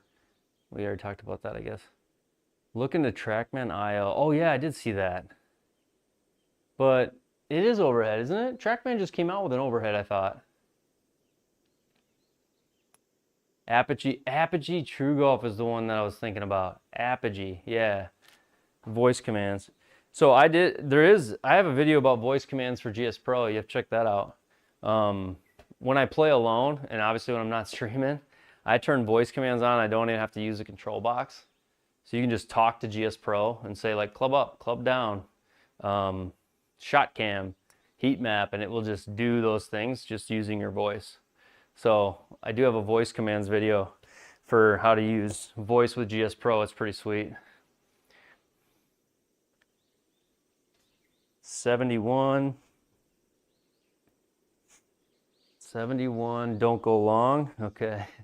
This yardage is kind of awkward for me. Come on. I think that's 71. Oh, it's 60. Go. No way. This green is not the one to do that on. Holy crap, man.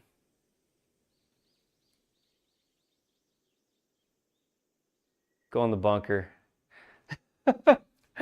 What? That is insane. You definitely got to get it back there. It's not worth putting it. I got to pitch this. 29. So don't go long was not the right way to put this. Up 7.5 feet. I got to get this back there. 29 yards.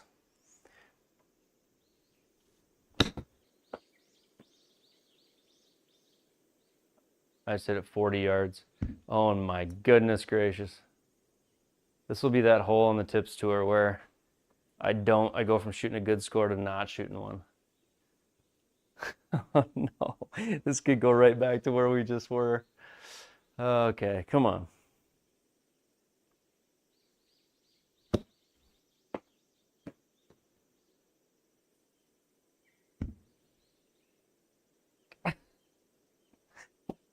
You gotta be kidding me.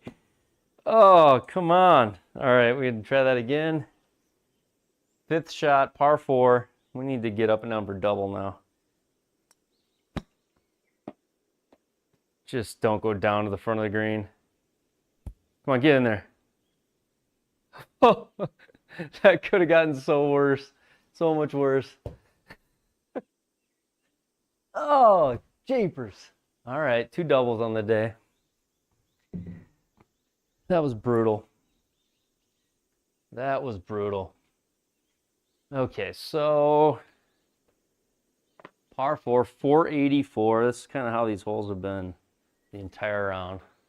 500-yard par 4s.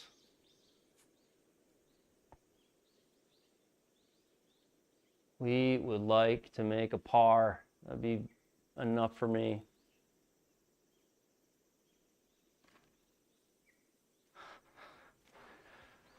Okay.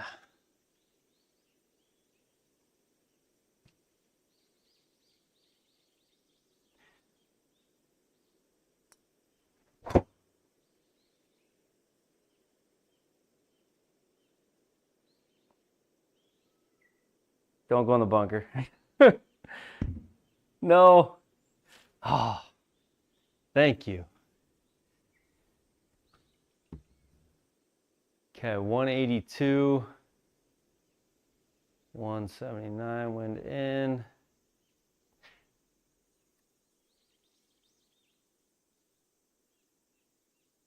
We're just going to play safe and left to right there.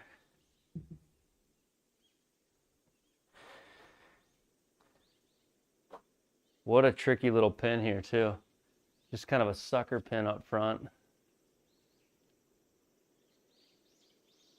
All right, let's see here. 183, wind off the one. Just don't hit a weak fan to the right, right? Is that the right swing slot? Don't do that. Okay, here we go.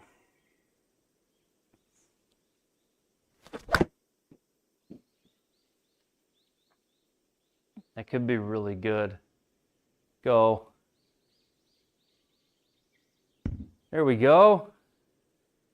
Oh, just kidding. Oh, come on.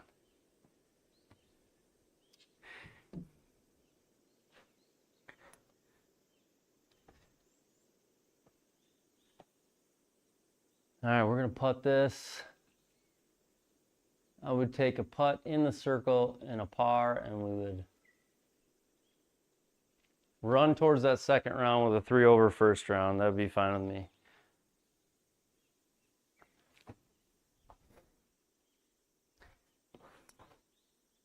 All right, 24 feet uphill, 14, so like 36 feet.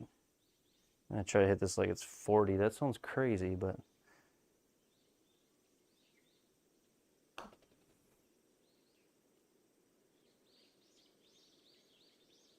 I thought I smoked that. All right, come on now. Clean this up. End on a par.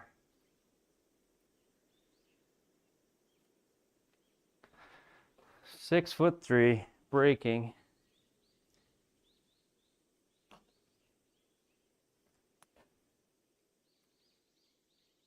Terrible read. So a double bogey finish.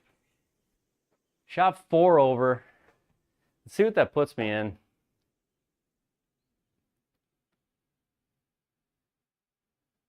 Four over, 49th place. I mean, typically there's like 100 guys that play. So if you want world golf ranking points playing the Tips Tour, well, any of the tours, you got to finish in the top half of the field. I'm probably right in the middle of the field right now at 4 over, with a whole day left, which I'll probably try to play tomorrow. This course is almost 7,400 yards. So, I mean, just tough. We had 635-yard par 5, 596-yard par 5. The par 3s were, what, 236, 218, 201. Yeah, just a tough course, but go check this out.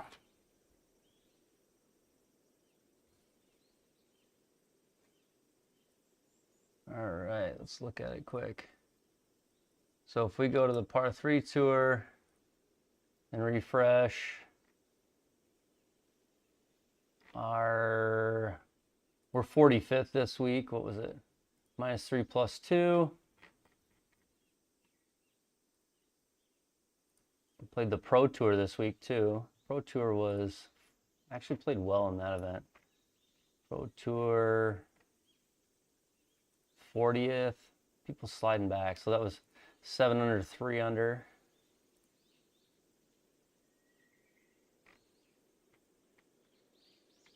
And the other thing the SGT had this week was the Tour of Wisconsin. So that was pretty cool. It was 4 rounds at Wisconsin courses, which is actually pretty close to home for me. I've played a couple of them in real life, actually. That one I was able to, I'm in 4th right now. 21 under on the 4-day event. Four rounds in that one. So that was a fun one. But yeah, each week, what's cool about this, if you aren't a member of the SGT, you can get on here. Like I'm in a league. I'm in the Joe Legowski League, and then I play on the tours. And when you sign up for that stuff, it shows up in your GSPro menu, just underneath Sim Golf Tournaments, which if I turn myself off for a second, it's right here. And so like I'm playing the Tips Tour, my second round will be coming in, and that would come in live when you're playing. So I don't know if you guys have ever signed up for the SGT leagues, but they are pretty fun to get into. I'm trying to make a run at winning one of the par 3 events, but I just haven't done it yet. So, all right, let me go back to here. Go check that screen. But yeah, top 5 on the exhibition, the Carl's Place exhibition. That's pretty fun. But yeah, Appreciate it, man. Appreciate everybody watching tonight. D. Stewart, fun hanging out with you. Appreciate the questions. I don't know who's still here. Pez Fit, thanks for stopping by. Drewski, appreciate the questions. I'll probably stream again a couple times a week in the evenings. I don't know if it'll be this late in the evenings, but a couple times a week I'll probably put my SGT rounds. I'll probably just play them live and do this kind of a thing.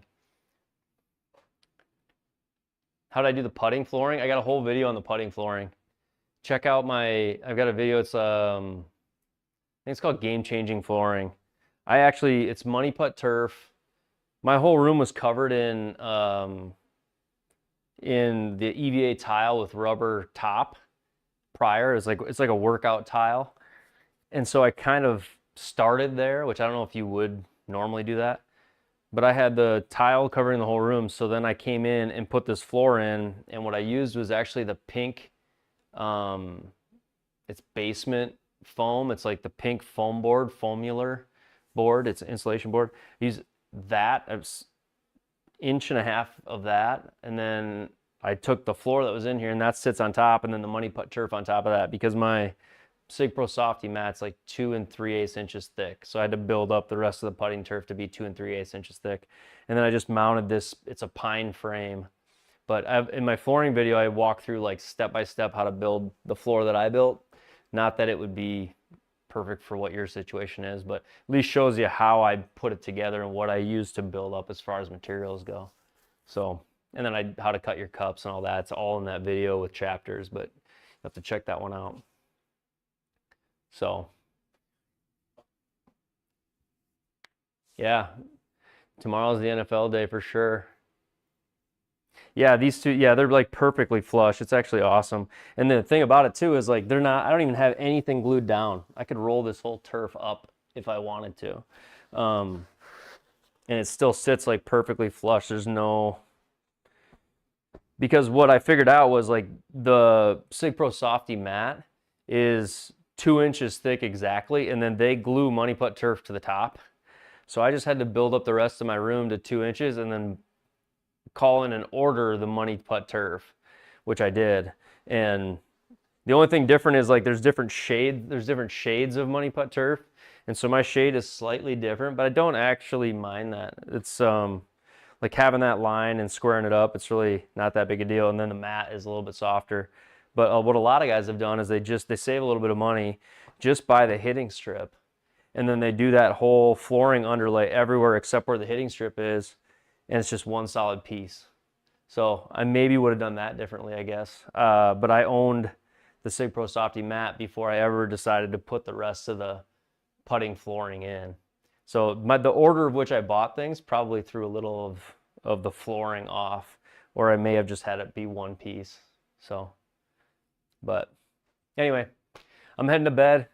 Appreciate you hanging out, man. We'll be back on again probably tomorrow night. I don't know if depends how bad the Cowboys lose. I'm a Cowboys fan, so depends how bad the Cowboys game goes. Maybe I'll be on earlier than I expect. So, but thanks for hanging out, guys. Logging off. Appreciate you.